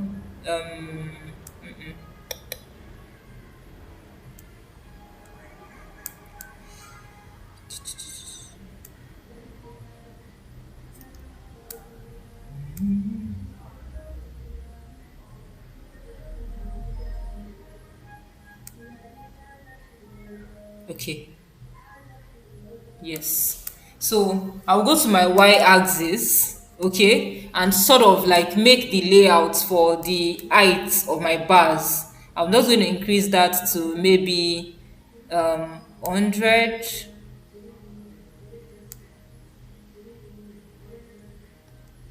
Yeah, maybe 100, so that everything is very clear. So I'll just that settings I've done, I'll put it. You can see it's better than what you were seeing like earlier on where it was so tiny. Good. And now for the last one, first of all, I want to adjust all this. Good. And I'm going to do the same thing here.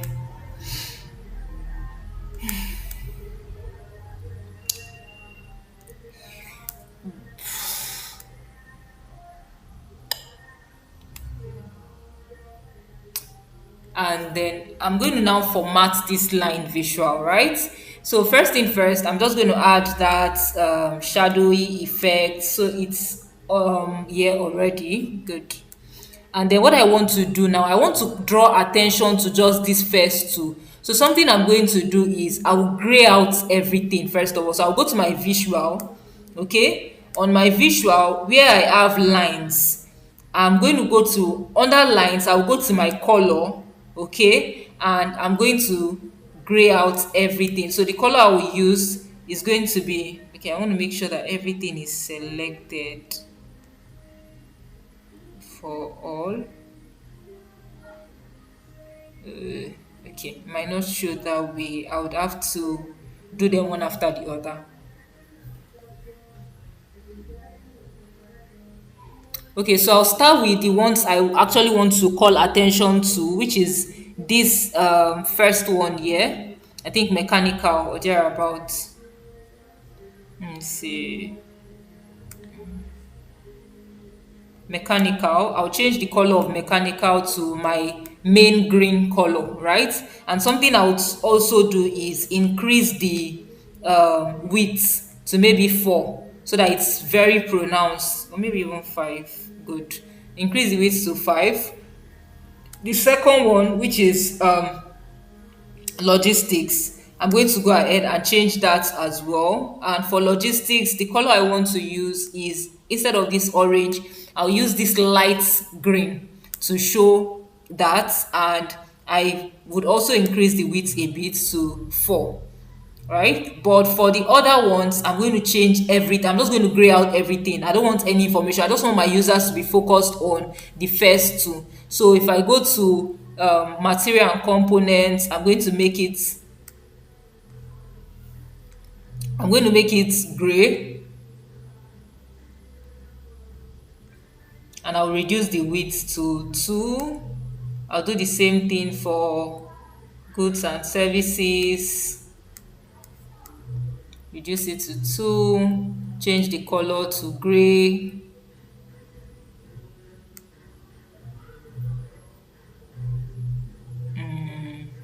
Packaging, gray as well. And the last one is this material and components. And I would also make, okay, I've done that for material and components. Which one have I not done it for?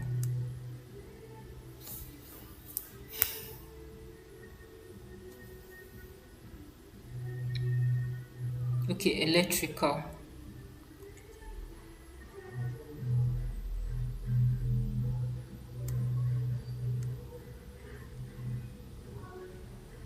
Okay, yeah, better.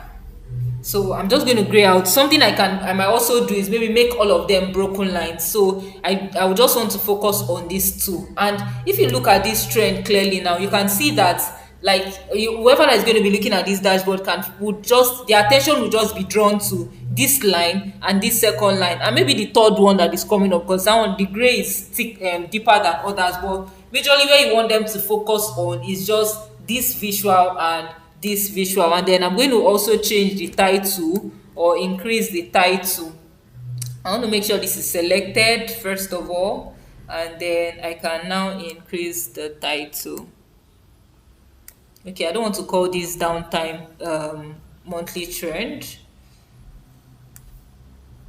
Instead, I'm just going to call this monthly trend, and I'll change this to Shego UI, and I can also increase the title. So we can always come back to increasing the title. Like, let's just be sure that we've completed everything, because we still need to include filters, make this dynamic, and all those things, like adding our bookmarks and all that.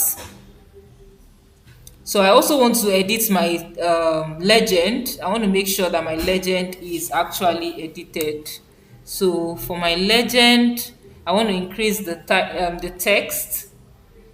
I'm going to increase the text to about 15, and turn off the title.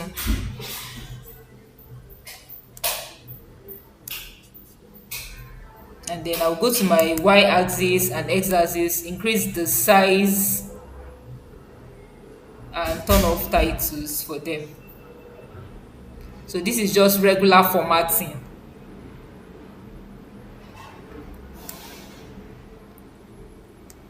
uh, Turn off. And then grid lines, I don't want to see grid lines, so I'm going to turn off grid lines. Take that out, so I'll go to grid lines and I'm just going to turn this off. Now better, this is way cleaner, right? Now I can now go to the last page, which is my impact page, and do the last thing for our impact page. So for our impact page, we have that bar chart and the matrix visual, this and all of this. So I'm just going to do Control A, Control C, and I would go to the last page.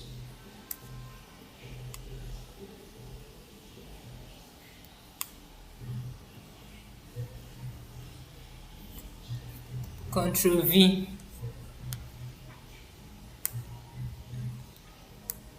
Now what I want to do, first of all, I'm going to sort of format all this. So for this, I'm just going to move this a bit here and move this closer here. Okay, let me start with my tables first of all.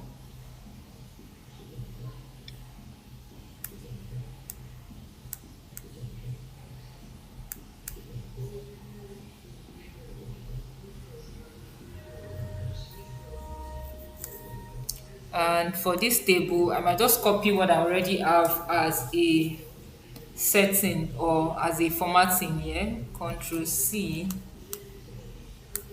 I'll come to my impact. By the way, if you have any question, you can always drop that in the comment section. We're going to be taking questions pretty soon because we are almost done. So I want to give a lot of time so I can still answer questions. Okay, now what I'm going to do is I'll paste this one I copied and also format paint and drop this here.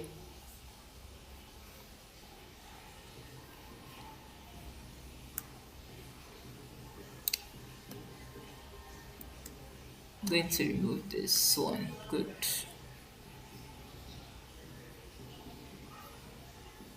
Good. Now, something I'm going to do to rename all these things, I'm going to rename everything I have here. So instead of plant location, I'll just call this plants. Instead of total defect quantity, I'll call this defect quantity. And then I'll call this downtime hours. Good. And then this one is downtime cost per hour, so that is okay. This is going to be, yes,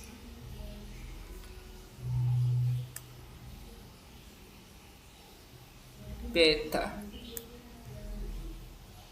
So I can also reduce this a bit because I want space and I still want everything to be showing. So I'll just go to my values and reduce that a bit. Okay. So it's my column headers. Good. I don't want this conditional formatting that it just happened because of this thing. So I'll just come and remove it from this cell elements here.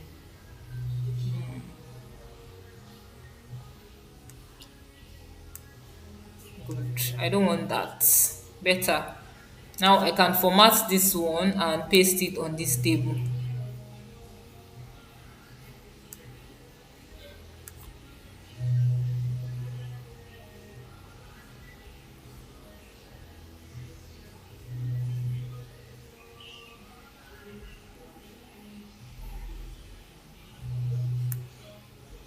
Okay.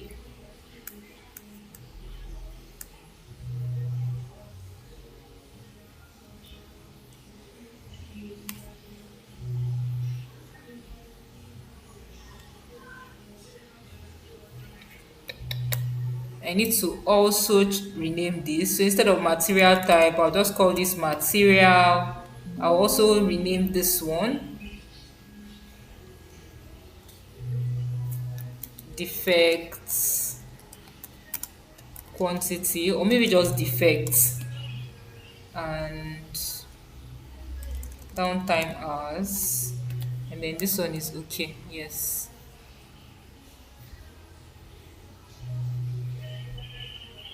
better.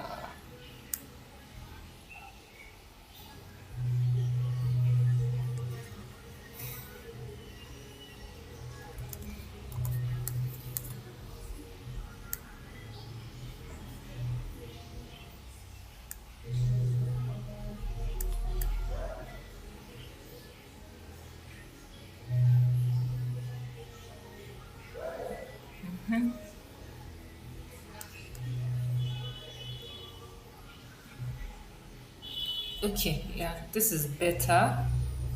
I can still put a border and like edit this table in a way that is even way better than what we're looking at here. But let's just try to complete the most important things. And for this one, I'm just going to move it here. So first thing, I want to do what I have here, and I would increase the size.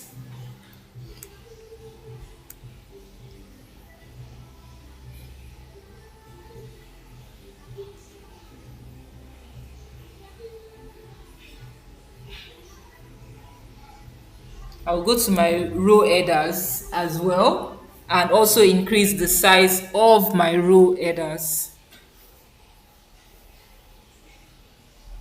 I want to make sure everything is showing, not good, everything till December. So I'm going to reduce this one a bit.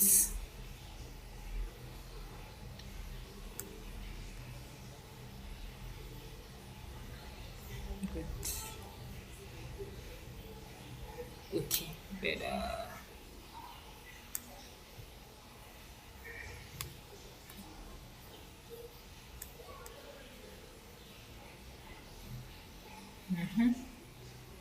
Now I can increase the row header. Yeah, I think this is better.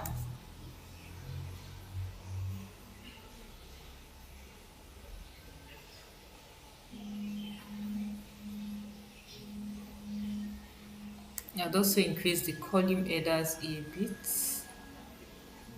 I'm going to take out that total. So probably when I do that, I want to call this month instead of month name. And then I'm going to turn off all these totals I have here. I want to turn them off better.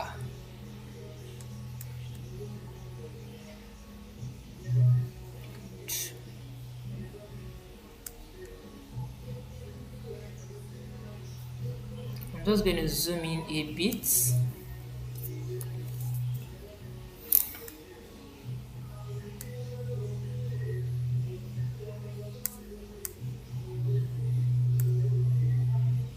So what I want to do is I want to make sure that this and this, they are all on the same. So I'll turn off the title for year. This is January, February, March, but I already have January, February, March, April, May, year. So that is what I'm trying to achieve. So what I'm going to do here is I'll just come here and turn off my y-axis, title, and value. I would also, instead of I want a data label here. So instead of my value on the x-axis, I just want to put a data label there. I can always increase it later, but for now, I'm going to turn off these x-axis values.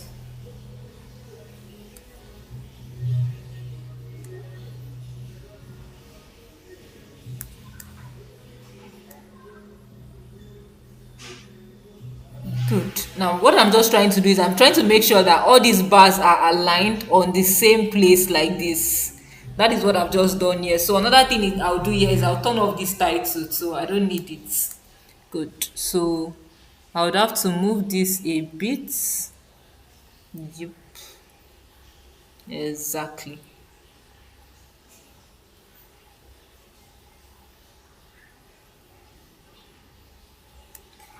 I think for my data labels, I want to increase them a bit.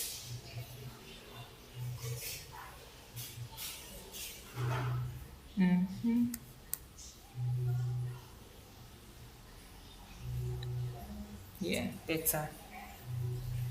I think okay, it's not still properly aligned. Something I'll try to do. I'll go to my y-axis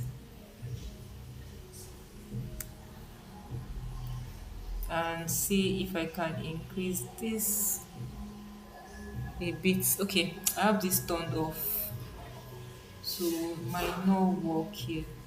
I have to turn this on first of all. Let me see.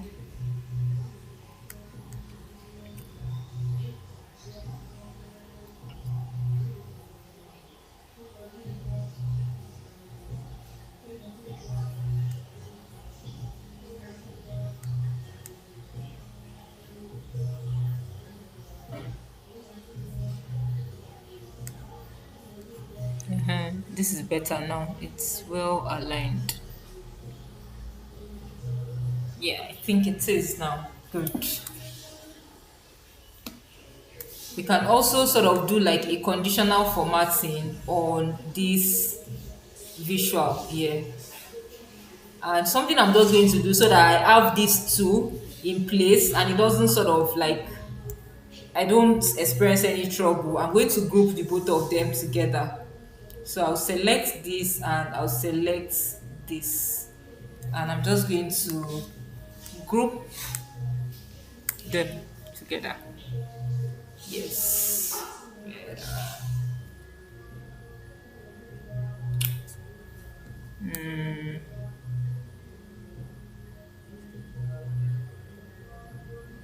Okay, better. I think I've shifted it a little.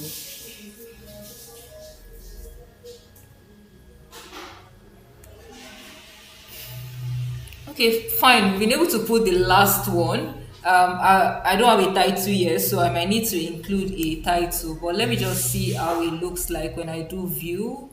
I would still come back to editing most of these visual. Something I want to do is move. Okay, no, maybe not this one. It's supposed to be this one I'm moving.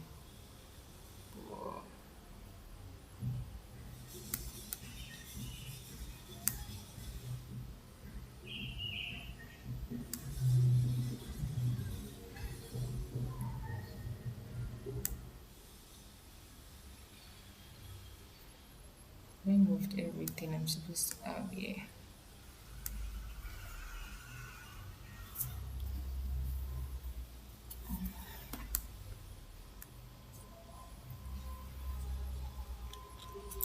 Okay, yes.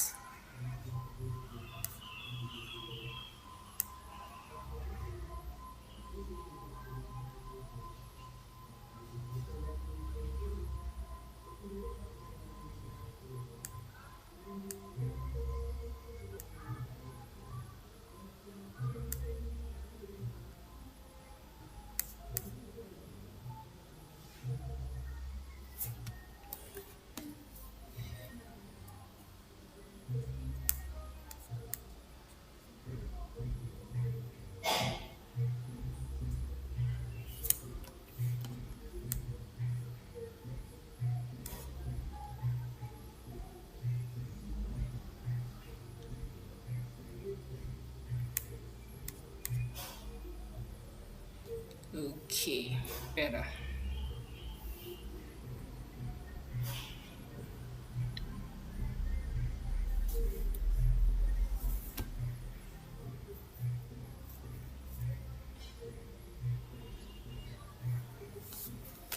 Okay, so I think this is way better. And I can put in the title. Let me see.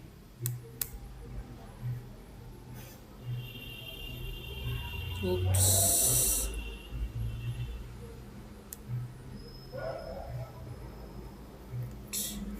Maybe I'll just insert a text box on top of here to put in that title. I also need to put title for this all these tables that I have here, but they would probably be the last thing I would do. So while we're still waiting to or while we will do the rest of it later. So I want to be able to, because we are already on the last hour mark. So I want to make sure that we are able to add like our buttons, right? Yeah. Now that I've done I have all my pages here: landing page, overview, the vendor, plans, the material, and the impact. One thing I'm going to now do is insert what I call a navigation button, right? So I just go to my insert tab, go to my buttons, no text box, please remove. Go to my buttons, and then what I want to do is add a navigator, and what I want to add is a page navigator. Now once I do it, automatically it's going to bring out all the pages on my this thing. But something I will do is I will go to this place that says pages, right? On this, still selecting that this, and I'll turn off this button for show hidden pages. So I want it to show only my page. I'm going to also hide this landing page. I don't want it to show landing page on any of this thing. Good. And then I can have this over here and sort of move this like this, and then start formatting.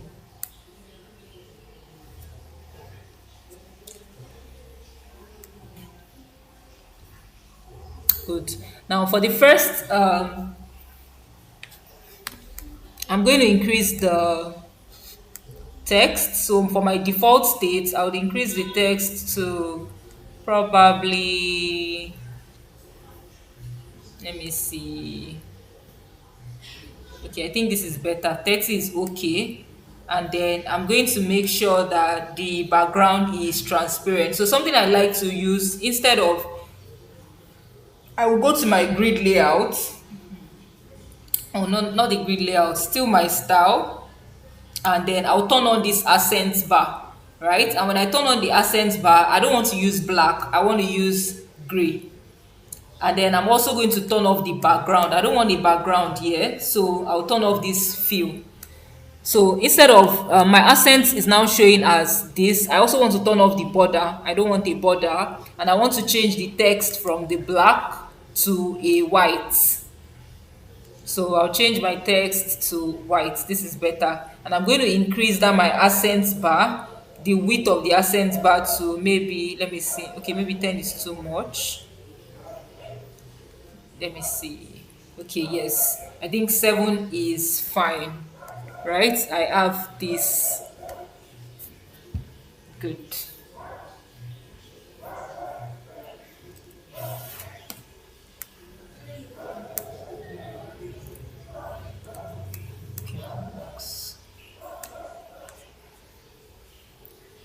Okay, good. Now I've done how I want it to be on the default state, right? I'm also going to edit it like how I want it to be when someone selects something. So I'll go back to style, and then when it's selected, how I want it to look like is, funny enough, nothing is going to be selected since this is okay. Maybe I should add home instead of landing page. I can make this one home, but there's no need. So I would on my selected states, how I want it to act. So once it's selected, it should be green, but I would do that setting on another page, because since I'm not going to be doing that on this particular page. So what I'm just going to set here is when someone hovers on it, like when I move over it, I want a reaction. So I'm going to change the when I hover on it, I'm going to turn on the fill. I know why this is like this. I have to go back to my default state and make it transparent,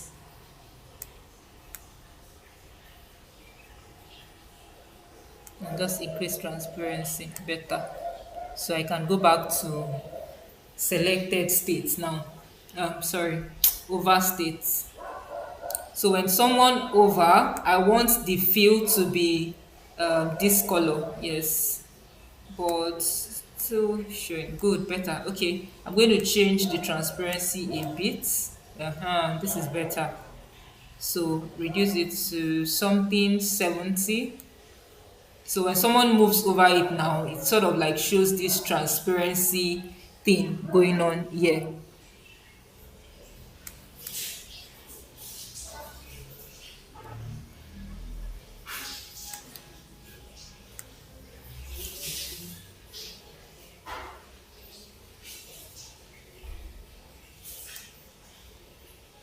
I also want to put a border on this particular place. Let me see how that would look like.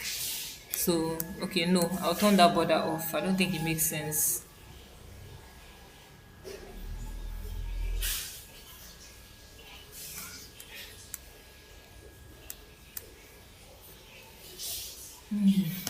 I'm trying to see if I should make this curved a bit.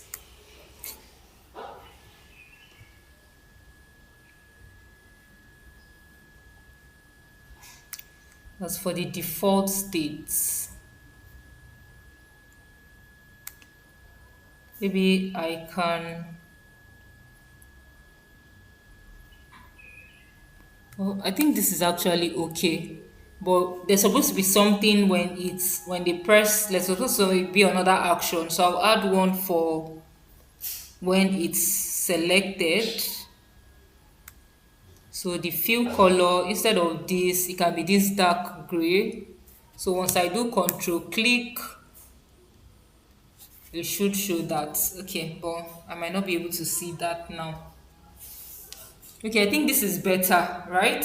We've been able to include our buttons. For now, you will not be able to, except you do control click. That's when you'll be able to do this. You'll only be able to click on it normally when you sort of like publish these reports. I feel like there's something missing on this, and I'm trying to look at what that is. Okay, I think it's the shape. Let me change the shape from a rectangle to a rounded rectangle, and I'm going to reduce the curve. Let me see what 10 looks like. It's not going to show anything unless I turn on my border. Go to the border, change the color from black to this color, and let me see. Okay, I think it's somewhat visible.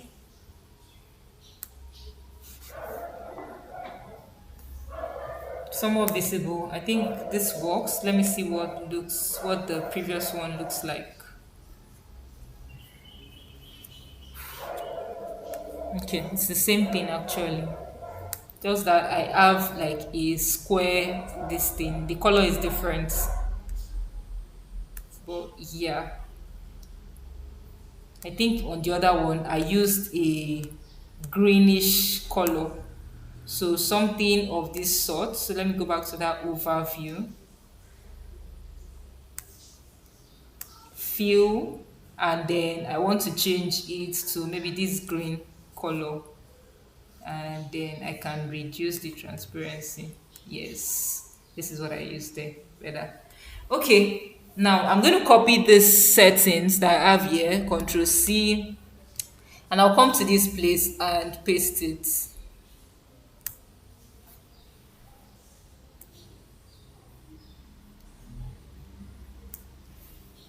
So before I come here and paste it, by the way, I need to get my icons, right? And where you can download icons is still, I talked about it yesterday, is flaticons.com. And some of the icons we are going to be using, I already have them downloaded, and it's, you can find them in the drive, right? If you come here and click on that particular drive, okay, this is not its own. Okay, good. This is the drive here, right? So you would see the different icon that we're going to be using. Now, I want to bring in this home icon. I can just even download it from the drive instead of trying to find where I have it on my system, but I think it's in downloads. So I would go to the visual, my file, my insert, and I'll do insert image. What do I want to, the image I'm looking for is called home. I think it's in my downloads.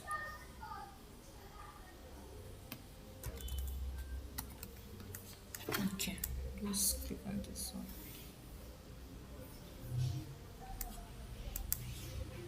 And then I'm just going to bring that over here and make that a little bit smaller by the corner. So just place it here. Good. And I'll bring the second one, which is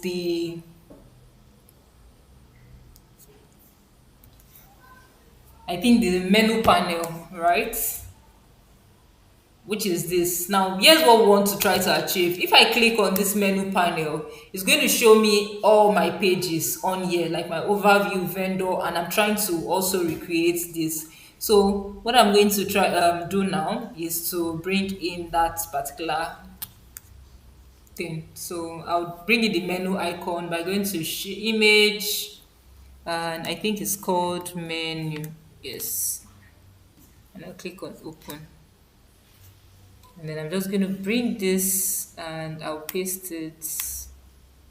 I'll move it over here.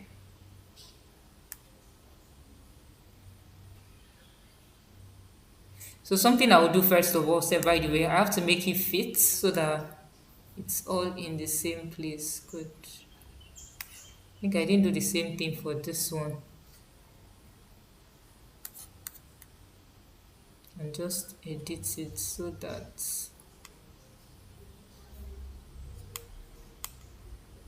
good.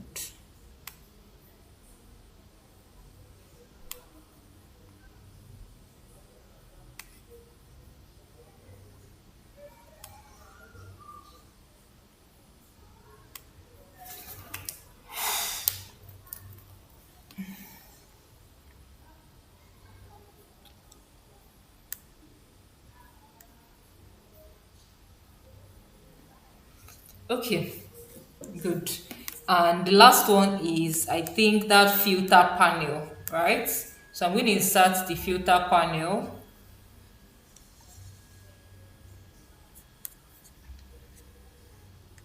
I think it's called filter or something like that. I don't know. I would just have to confirm.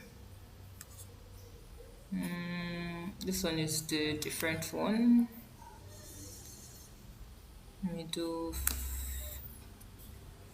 Let me see what it's called on the drive. Okay, it's filter two. I would insert an image.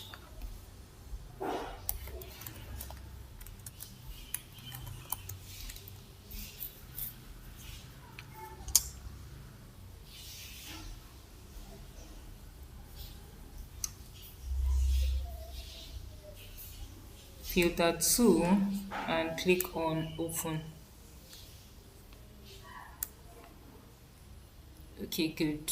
And then I'll do the same thing from normal. I'll scale to fit, and I'll just try to move this a bit here.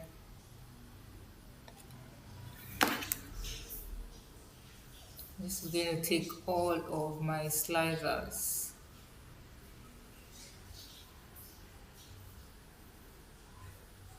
Oh God. Yeah, better. Maybe somewhere here.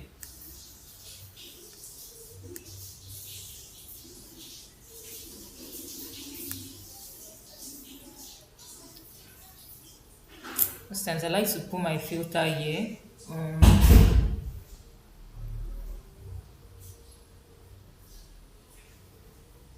Not like it means anything, but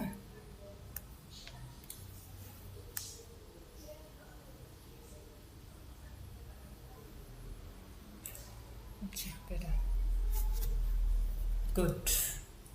Now the next thing I want to sort of do is insert a page that's going to take all the filters I want to have and all my this thing. So I'll insert a shape and this size, and I'm just going to bring it somewhere here, and this maybe like this. I hope we are all following and you understand what I'm trying to do. But I might share resources on how you can do this. So in case you don't, you're just seeing how to do this for the very first time. Good. And then I'm going to copy that my menu and put it here. That's my what I have here on this landing page. So I'll just copy this, Control C, and I'm going to bring this on this page.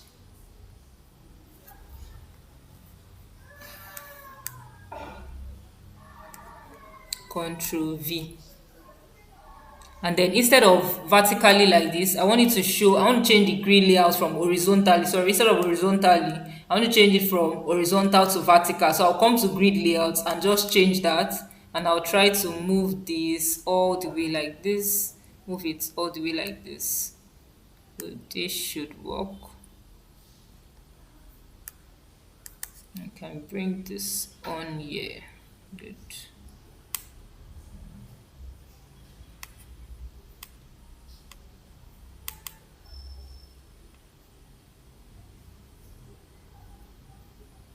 So something I will do here is that accent bar I have. I'm going to go to my style and I'll turn that off. And for my borders, instead of black that is showing there, I'll also need to change it on the main page. I'm going to use this grayish color or this one here. It's not changing. Okay, for my default states, you have to make sure that you're on default states first of all. So I'll change the border to this. Better, yes. I also want to turn off that accent bar here. Good. This is better now. But how do I want it to do when it's selected? So I'm going to go to the selected states. I'll go back to my style and selected. Let me see on default is what size? 30. So on selected, I'm going to change it to 30. I'm going to change the font color to white, and I'll change the fill color to a different color. So instead of fill color can be, let's see, okay, maybe not this color, I don't know. Oh, okay, this one is not bad.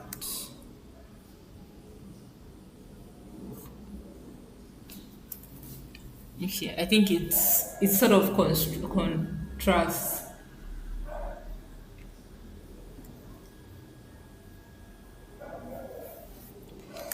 Okay, if you want to know how what I'm doing to give space on the matrix, what you just need to do is come over here. Like you, once you start doing that, you will see something come up like this. All you just need to do is adjust or move your this thing. So you can just adjust and do that.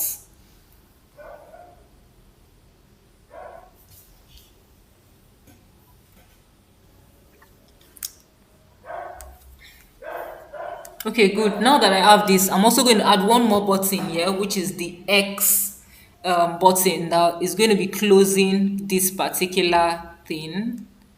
So I don't want my selected, that's when I over to be this color, since my selected is this particular green. So I'll just change the style from like when it's on over, let the fill be, instead of this green, let me use this one. Okay, I'm going to reduce the transparency a bit. Maybe increase the transparency. Okay, yeah, it's better. Still the same thing.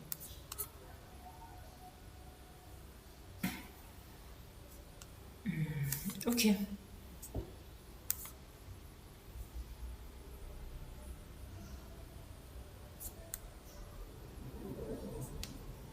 No.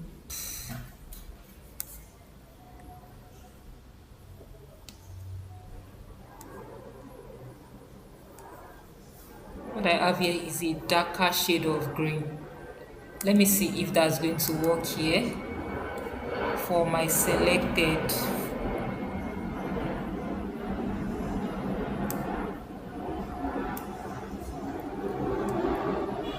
Okay, I think this works actually. And I can also reduce my border or increase the border to maybe 2. Yeah, so it's very noticeable. Better. Yeah, this is okay. When it's on overview, it can be this, and this. So I'm going to insert one more page, one more image here. That's going to be my close. What's the name?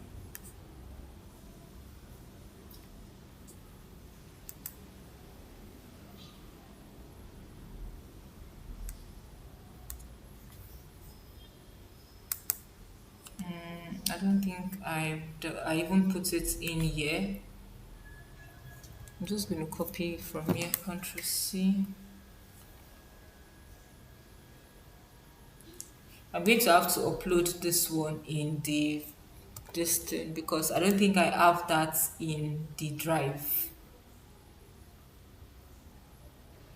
So just something to close my panel. Good. Now I have my panel set up. I can sort of group all these three things together. Just group this one, this one. Okay, let me start from this. Group this. Select this one, this one.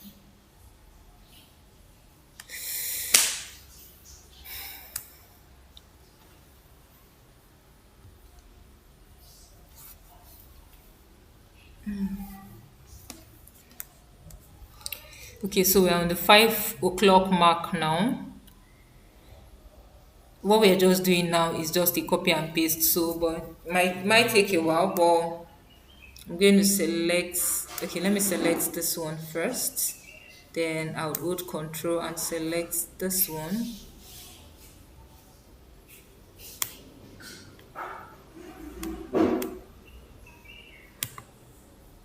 And select this and this, and I'm going to group all of them together.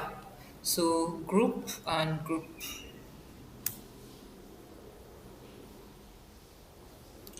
So I will go to this my selection and I will call this one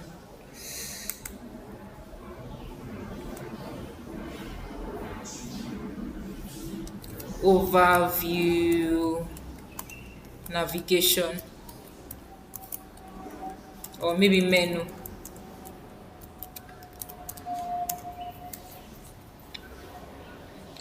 I would add my filters. So I want to also add the filters I want to see. Where's this one I created now? Okay, it's here. Shape. Okay. For this my menu, I want to put this here. That is for my slicers. You can always close that one later. Let me just have this one here. Good. Now, some of the slicers I want to be able to filter by. I want to filter by year, month, and I also want to filter by vendor, by plant, by material, and maybe by category, right? Like you can have a like varieties on there. Like in this initial visual, what I have is okay. Let me open here. So what I have here is I'm filtering by dates, year, months, vendor, plant, material, and category. So that is what we're going to do on the same thing on this visual. So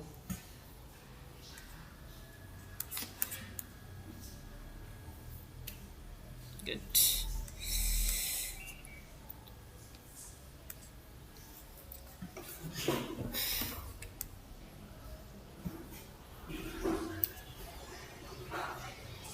So on my visualization, I'll select a slicer.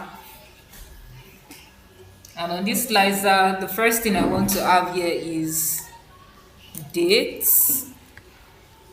So I can put dates here, and it can be this time duration dates actually like one with slider. I want to zoom in.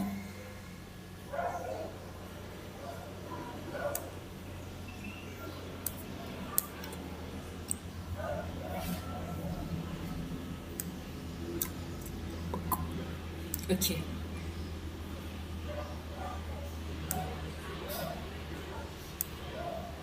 I would have to format this such that the background is transparent.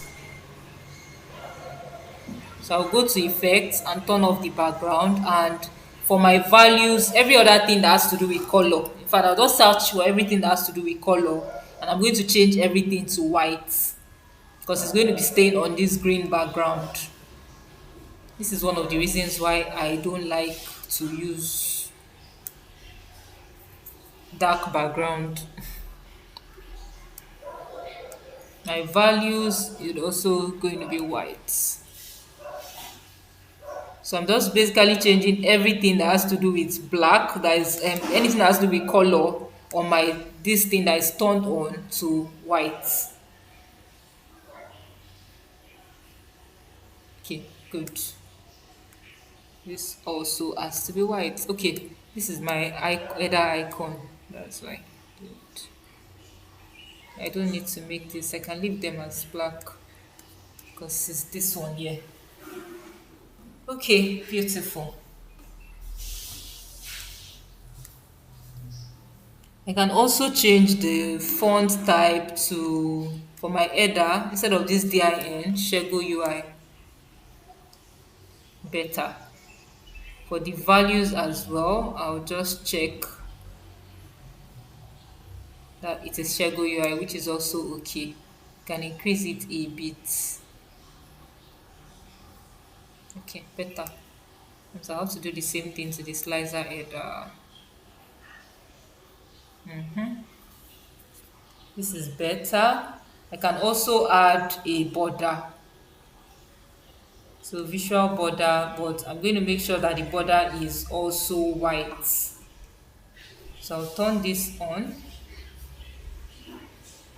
Make sure this is white. And then I might also make sure that the corners are rounded a bit, maybe 5. Let me see what it looks like. Okay, better.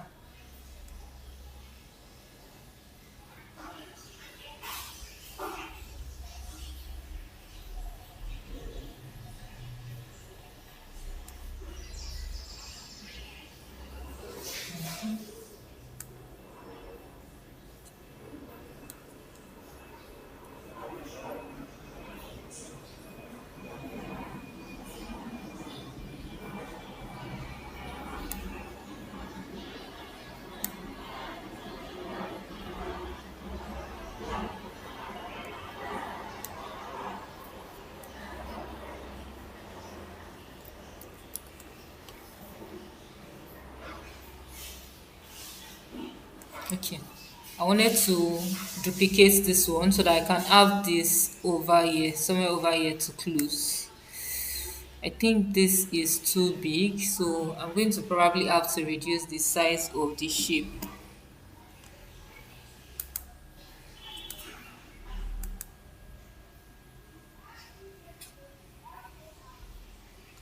Let me see. Okay, this is better. I can move this one, bring this and place this on top of here.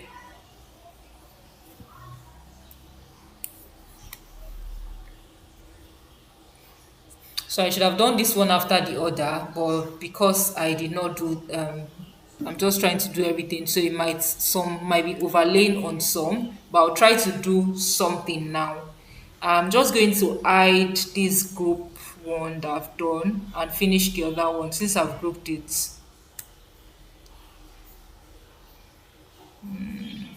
Why is it still showing? Everything here is supposed to be.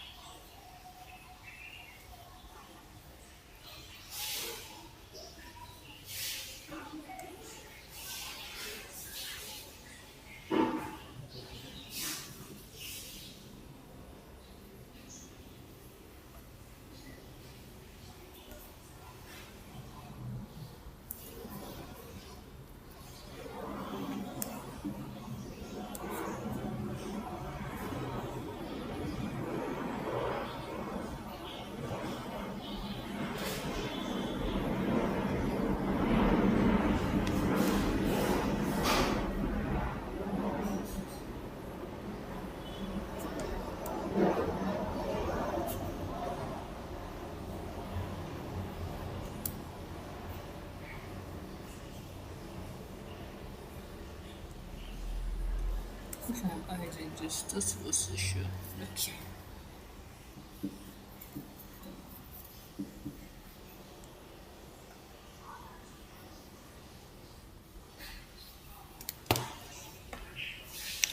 Okay, so I'm going to do this on a different page because I already have this here. I'm going to try to do this on a different page, and I would bring it back to this page. Like I'll copy and paste to this page. So I'll just select everything here with this one. Control X. Oops.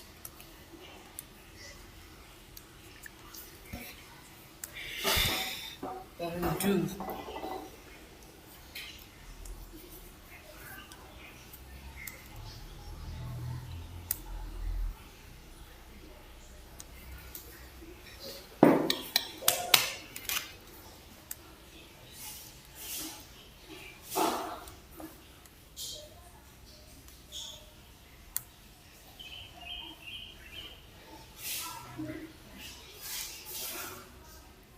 Control X. Yes, better.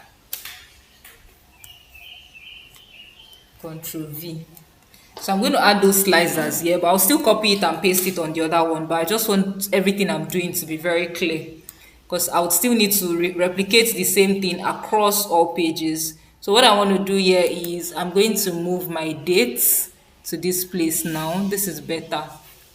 So I can now have, I can do Control C and V here. So I can have for my year.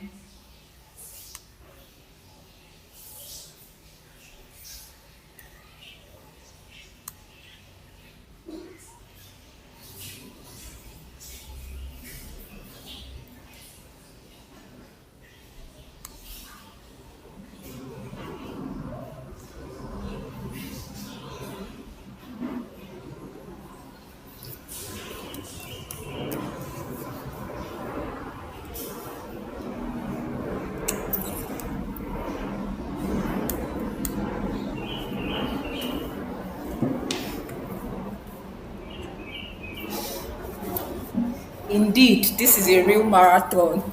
When I was saying it, I didn't think it would be this difficult, but we're almost at the finish line. So I'm trying to adjust all these visuals. So I just okay, let me increase the my distance. That's why it's making it difficult for me. Let me increase the view. Okay, good.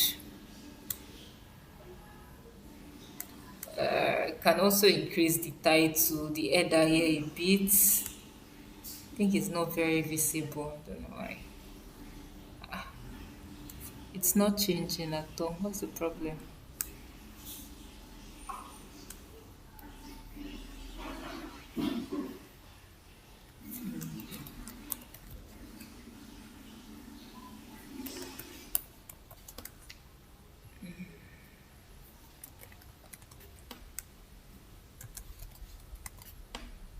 Okay, I think this one is better. I would turn off the slicer header instead.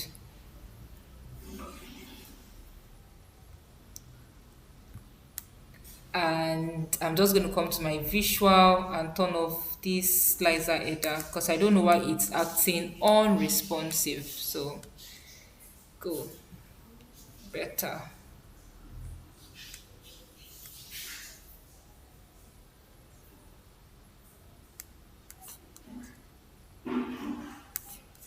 Okay, now I can do Control C and V. And this time around, instead of this date, what I want to have here is year.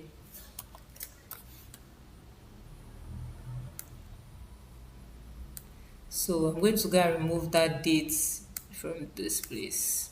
And I'll change the slicer settings to drop down.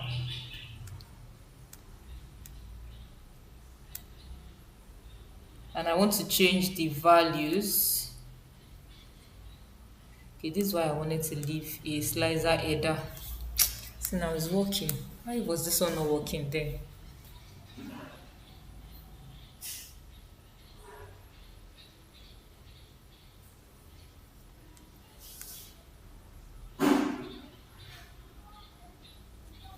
So I'll just change everything that has to do with color to white. This is not uniform yet. I still need to change, like make sure that everything is uniform.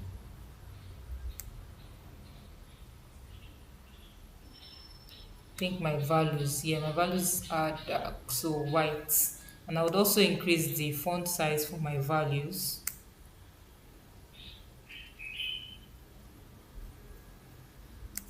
Let me leave it at 20.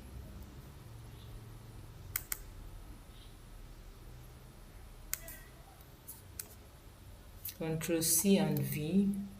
Now instead of year, what I want to have here is month name. So I'll just select month name. And I'm going to remove year. And I'll do Control C and V again.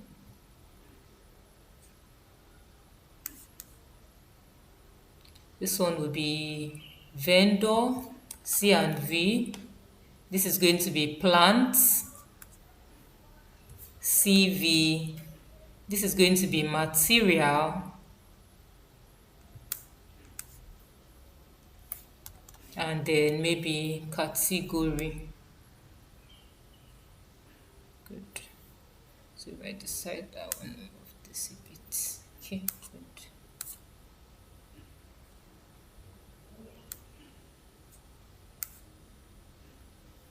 So I'll change this from month name to vendor.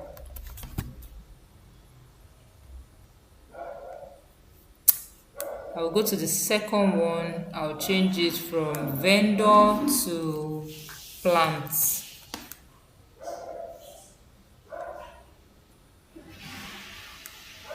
No plant location, just plants.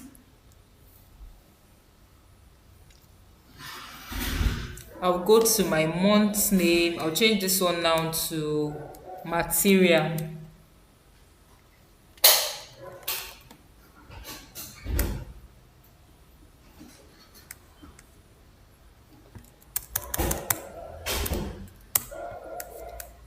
And then I'll go to the last one and I'm going to change this. I'll remove this and I'll put category. Good. Okay, now I have all of my slicers. It's time to make them responsive.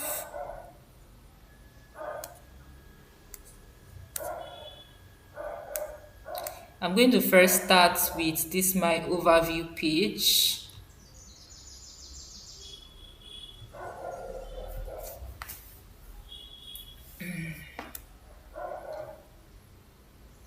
Okay, let me copy this one first of all.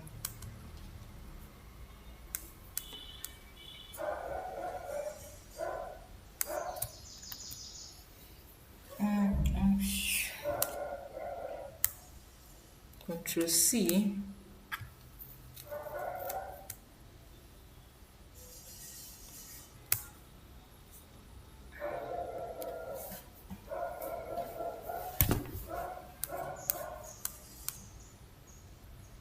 And Control V.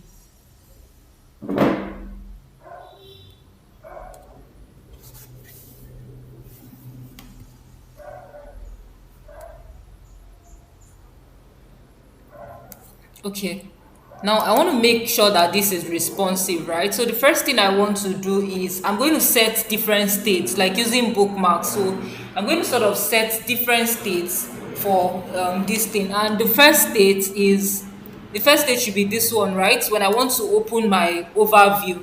So I will check this box for bookmarks, right? And something I will do is I'm going to call this state that I'm seeing here. First of all, let me make sure that I'm seeing all my visual. So this state that I'm seeing here is going to be my overview open, right? When this stuff is open. So that's what I'm going to do. I'll just do add and I'll call this state like overview menu open. Now something I'm going to do is I'm going to hide all these ones here now. So where I grouped them, hopefully is working. I don't know why, because I don't know why this one is not working. It's not hiding. I'm going to ungroup it and know if that's the problem, or I did a copy and paste somehow and I don't know.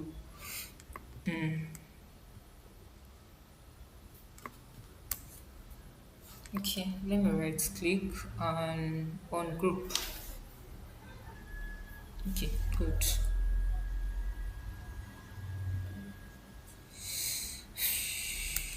Now that I've ungrouped them, I can,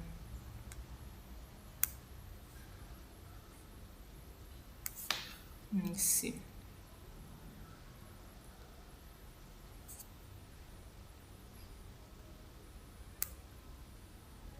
I don't know where this one is coming from.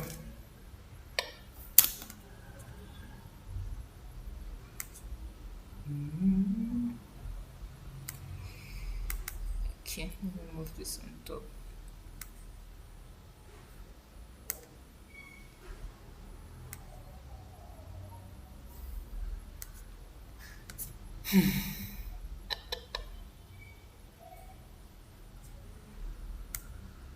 This is the shape, image, page navigator, and the last image. So why then if I do like this,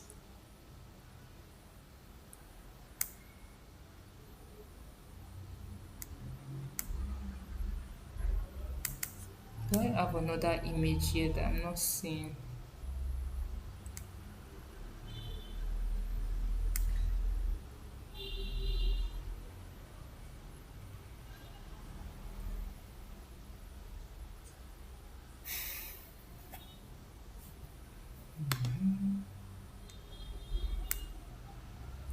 Good. Now I know why I was not this thing. I was on tab order.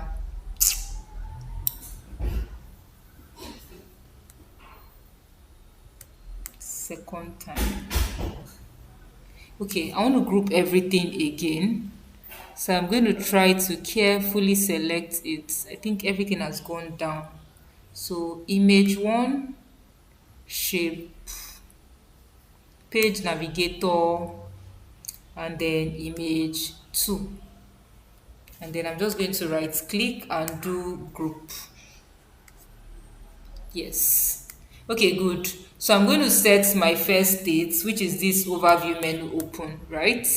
I want to be sure that that is what, if I click on overview menu open, it's supposed to be like this, okay, which is fine. It works perfectly. Now I'm going to hide that. Okay, let me rename this to overview menu. Better. Now I'm going to hide everything here and I'm going to call that state my overview close. So I want to close this one. I'm going to close this, and then the shape. And then I'm going to add this state, I'll call it overview menu close. Overview menu close. Now I've done for this one. Why do I have this thing showing out here like this? It's because of the group.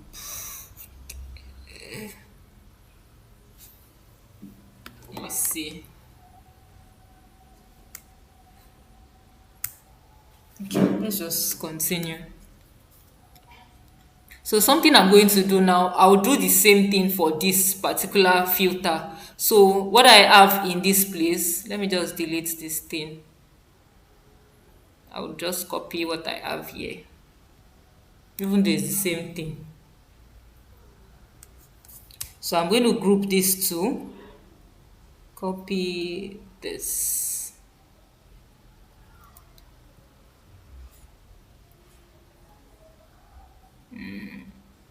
I want to select all the slicers. Everything is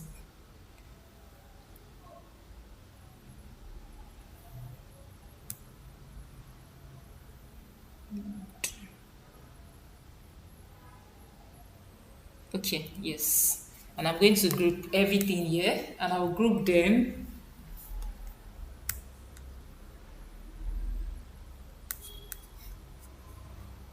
I'm going to call this one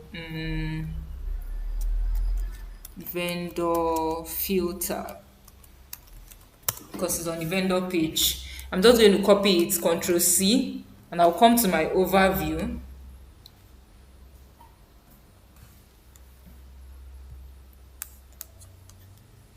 And I'll paste this here by doing a Control V.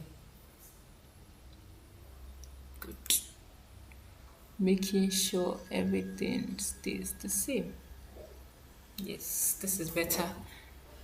Okay, and on this place, I'm going to call this overview filter. So I'll rename it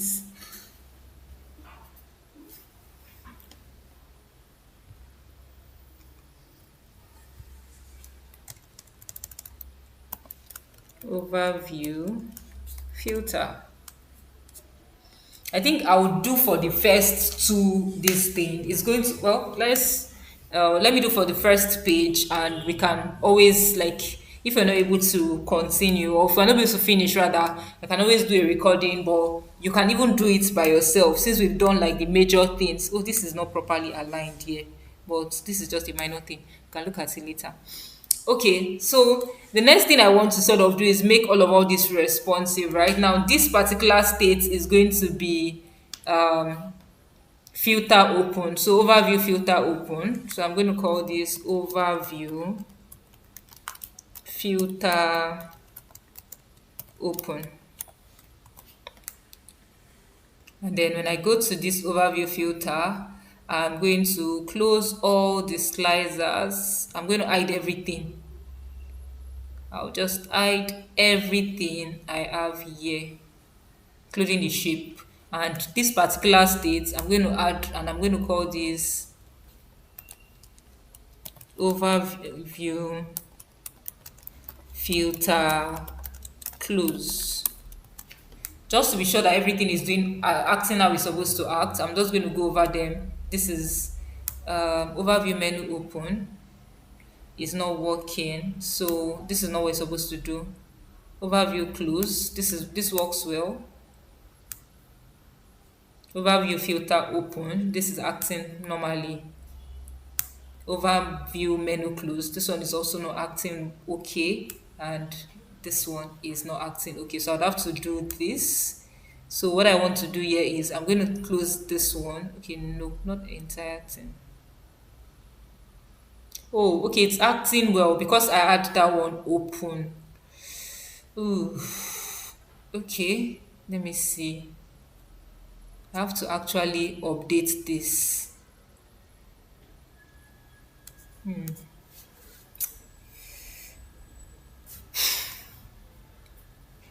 Tricky, tricky, tricky. Where's the icon, which is this one? I'm going to remove it and place it outside. Yes, better. And I can update this menu open. This is how it's supposed to act. So this is my menu open state. This one works well now. If I go to my menu close, okay, menu close works well. So menu open, menu close, overview filter open. Okay, this one doesn't work well because I removed something here. So if I do this, this is supposed to be overview filter open. So I'm going to update that, and overview filter close is supposed to be this. So this one works well. So everything on this place acts how it's supposed to act. Now it's for us to make them sort of responsive, like all the buttons, right? I want to be able to click on this and this happens. So what I'm going to do is an image, and I'll go to action, and I'll do turn this on. And for the action, it's going to be bookmark. And then the bookmark I want to select is, I want a situation when I open the menu, it's going to open up. So I'm just going to do overview menu open, right? That is what I want it to do. Now, if I come to this one, I can click here, and I would also I would also do this action bookmark, but the bookmark should be overview menu close. So now when I come here and do control, I'm going to zoom in a bit. When I do control click, it should close. When I do control click, it should open. It works perfectly. So I'm going to close that, and we'll do the same thing for the filters, right? I will remove this thing from the group actually, so it doesn't show this line. But for the filters, I want to do the same thing. So I'll turn this on, and the reaction should be bookmark, and it should go to my overview filter open. So meaning when I do control click on this place, it should open this my filter menu. And if I come here, I'll also make this one active. For the action, it should be overview filter close, and then once I do that, once I come here and I click control click, it should close that menu. Okay, good. I've been able to make the first page responsive. So something I'm just going to do is I will copy everything and paste on other page. So first thing I want to do is I'm going to come here and I'll delete those things I copied. So let me do this page view as fits to it, and I'm just going to delete this one here. Let me just delete it. I'll copy all over again. Or I can just use it since I already have it here. Okay, this is my vendor filter. Now I can add a bookmark. Okay, no, I can't do that yet until I put the remaining. So I'll delete this, delete this. So for now, let me just hide this. Let me bring the other ones.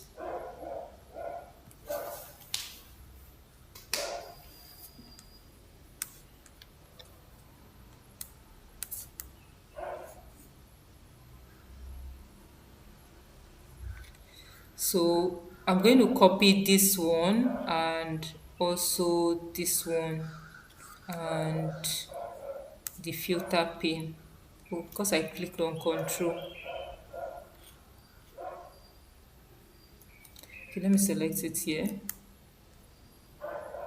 Here's this one, and then this image for my home. So control C,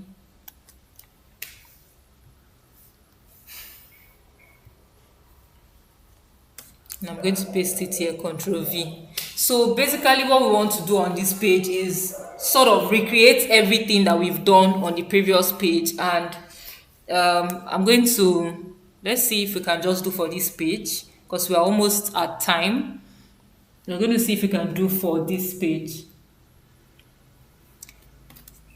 I want to take questions, that's why. So basically what I'm doing is recreating what I've done for that page on this page, and we're going to do it across everywhere. So I think if you can follow the logic behind the first one, you should be able to do. So let's do another one, right? So the first thing I will do, let me do my vendor filter. So I'm going to call this one, instead of overview filter now, I'll call this vendor filter, since it's on my vendor page. So vendor filter, and this overview menu, let me make sure that it's closed. Okay, I'll remove the image first of all. I think it's this one. Good. Now I can close this better. Can hide this one.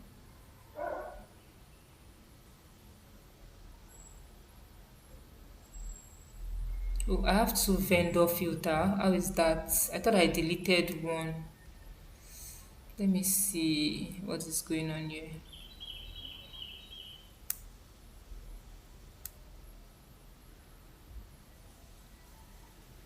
I don't think I still have this one here because I deleted it. Okay, this is the one I brought in. So this is my vendor filter states. So I'm just going to add a new bookmark. I'm going to call this one vendor filter open.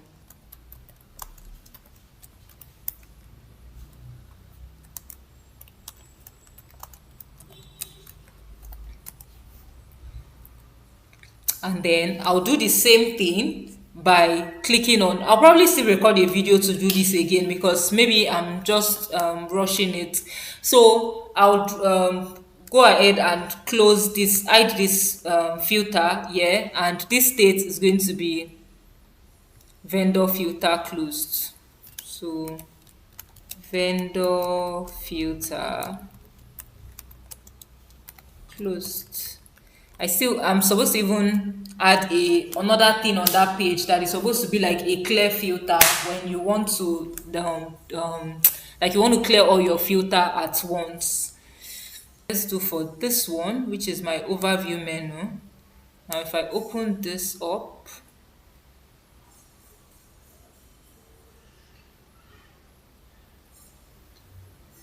good, I should see this. So this now is my vendor menu open.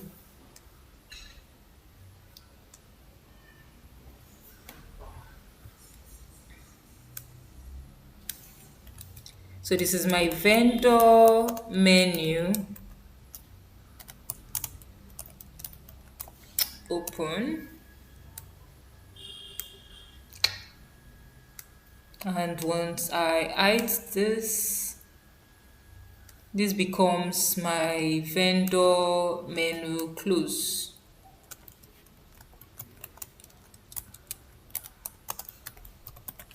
So we are sure everything is working. We're going to look at it. Vendor filter open works. Vendor filter close. Vendor menu open.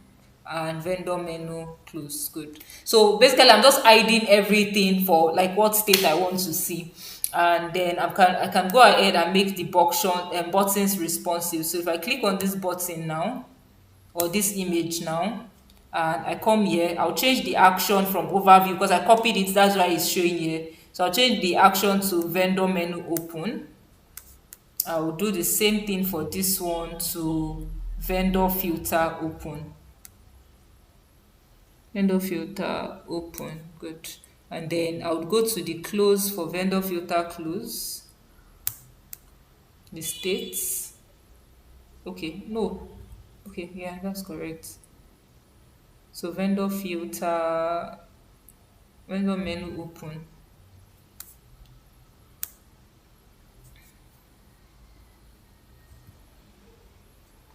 I'm going to change this for vendor menu close. And then when I go to this one,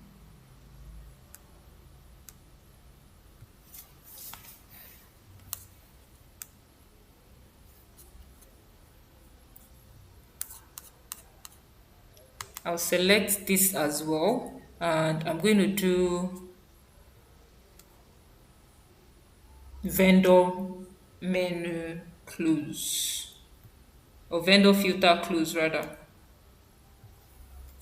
Good. So all of this should be responsive now. If I try to do control click, it works. Control click, this opens. And if I want to go back to the overview page, I can click here, control click, and it should take me to the overview page. Let's see. I think it's loading. Okay, works. So I can close this one too. Click here, control click to open.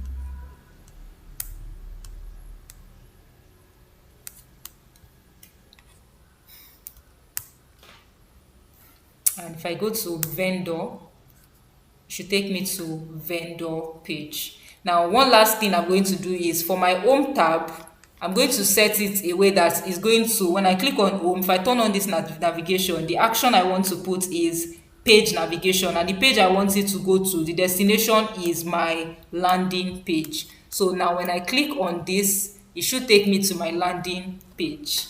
So once I do control click, it's taking me here. Oops, we have just 15 minutes, and I'll probably do a video to complete the entire dashboard process and like upload that.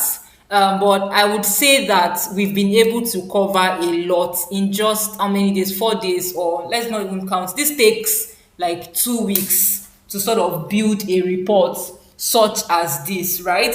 But I'm sure by now, if I give you any dashboard, you'll be able to like approach it by yourself, right? You should be able to approach it by yourself in any way possible, like from start to finish. If I give you any data and you approach it with a different mindset, now two things we are here to cover. So I don't want to give a brief announcement.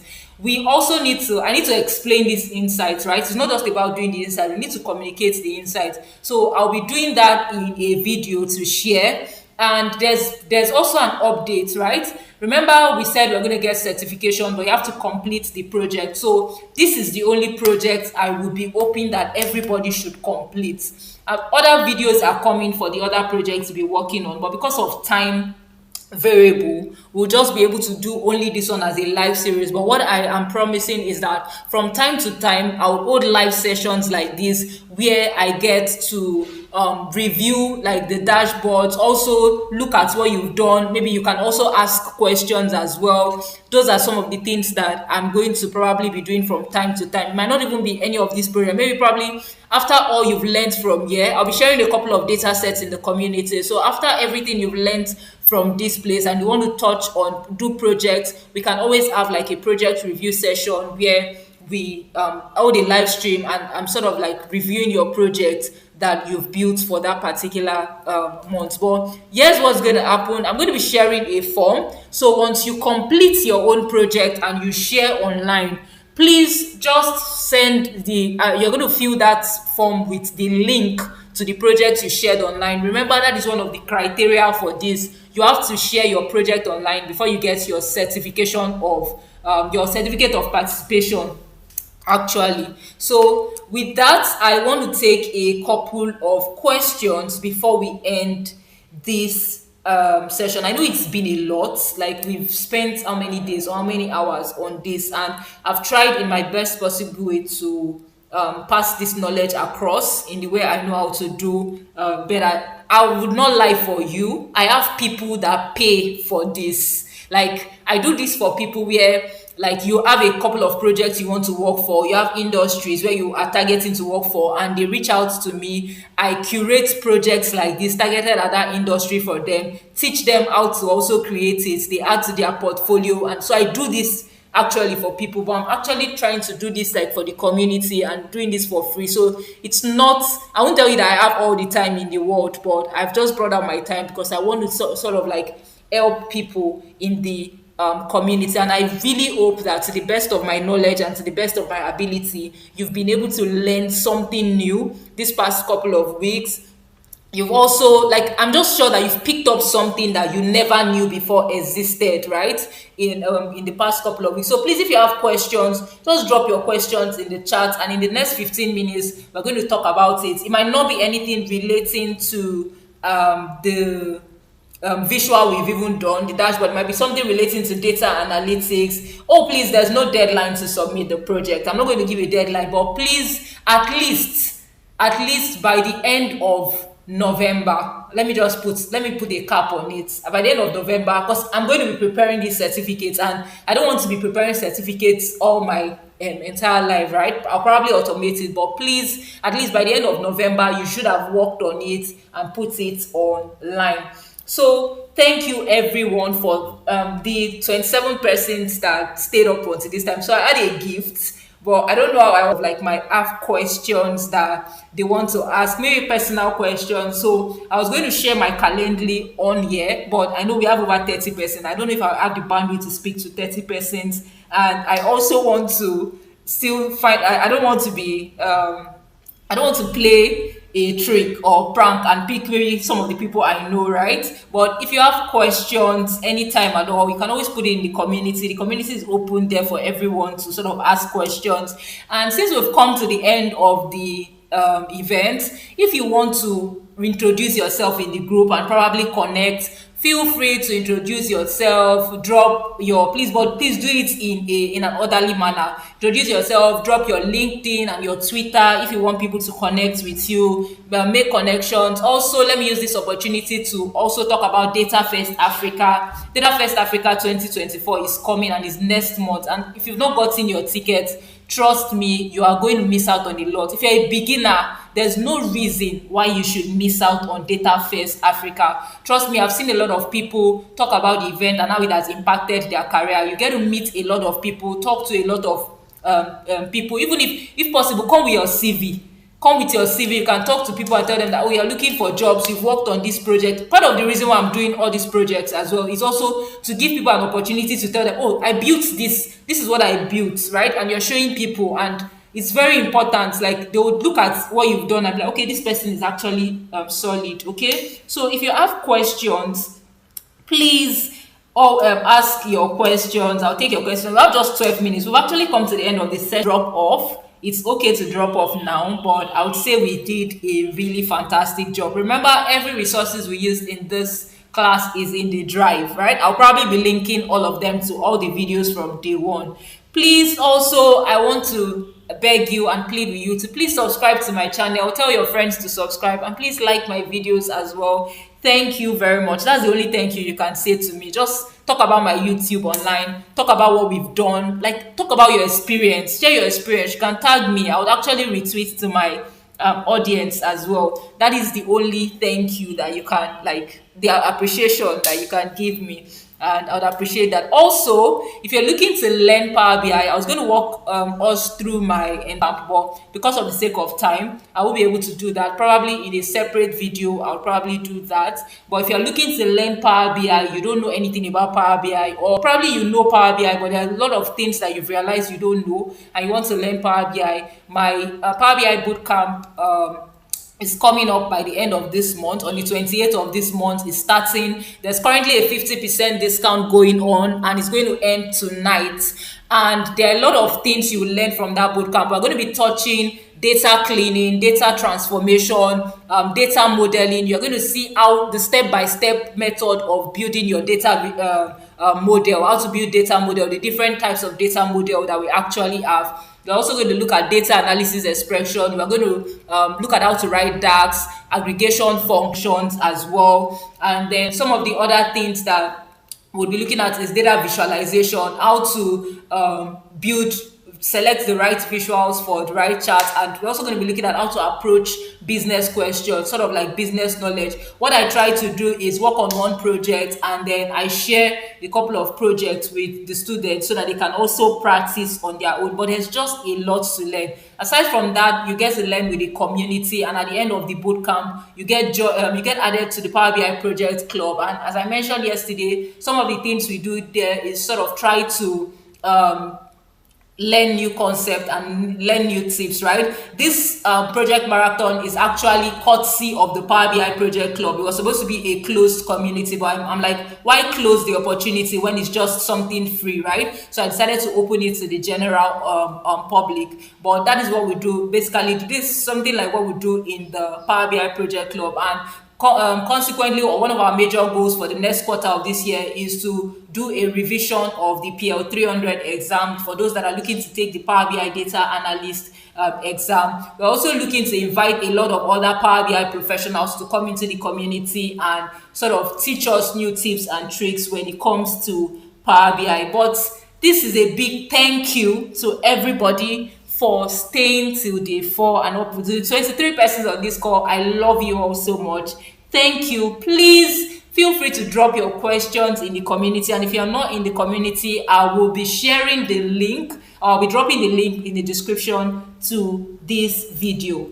Thank you all so much. We have 8 minutes to go. If you want to stay online and probably still chat, yeah, we can do that. But if you want to drop off, it's also fine to actually drop off. But yeah, I appreciate you all, and I can't believe that we did it. But expect 3 more videos like this, like as intense as this from me, okay? So I'm going to be doing something as intense as this. So if you actually learned something, the thank you I want to see my tags blowing up on social media. I want you people to go and talk about how amazing the experience was. That's what I want everybody to do. That's your assignment. So the 23 person, at least I want to see 20 persons saying that. But yeah, Thank you, everyone, and it's good night from my end. Enjoy the rest of your evening, and till another project marathon. My name is Tina Okonkwo, and I love you all.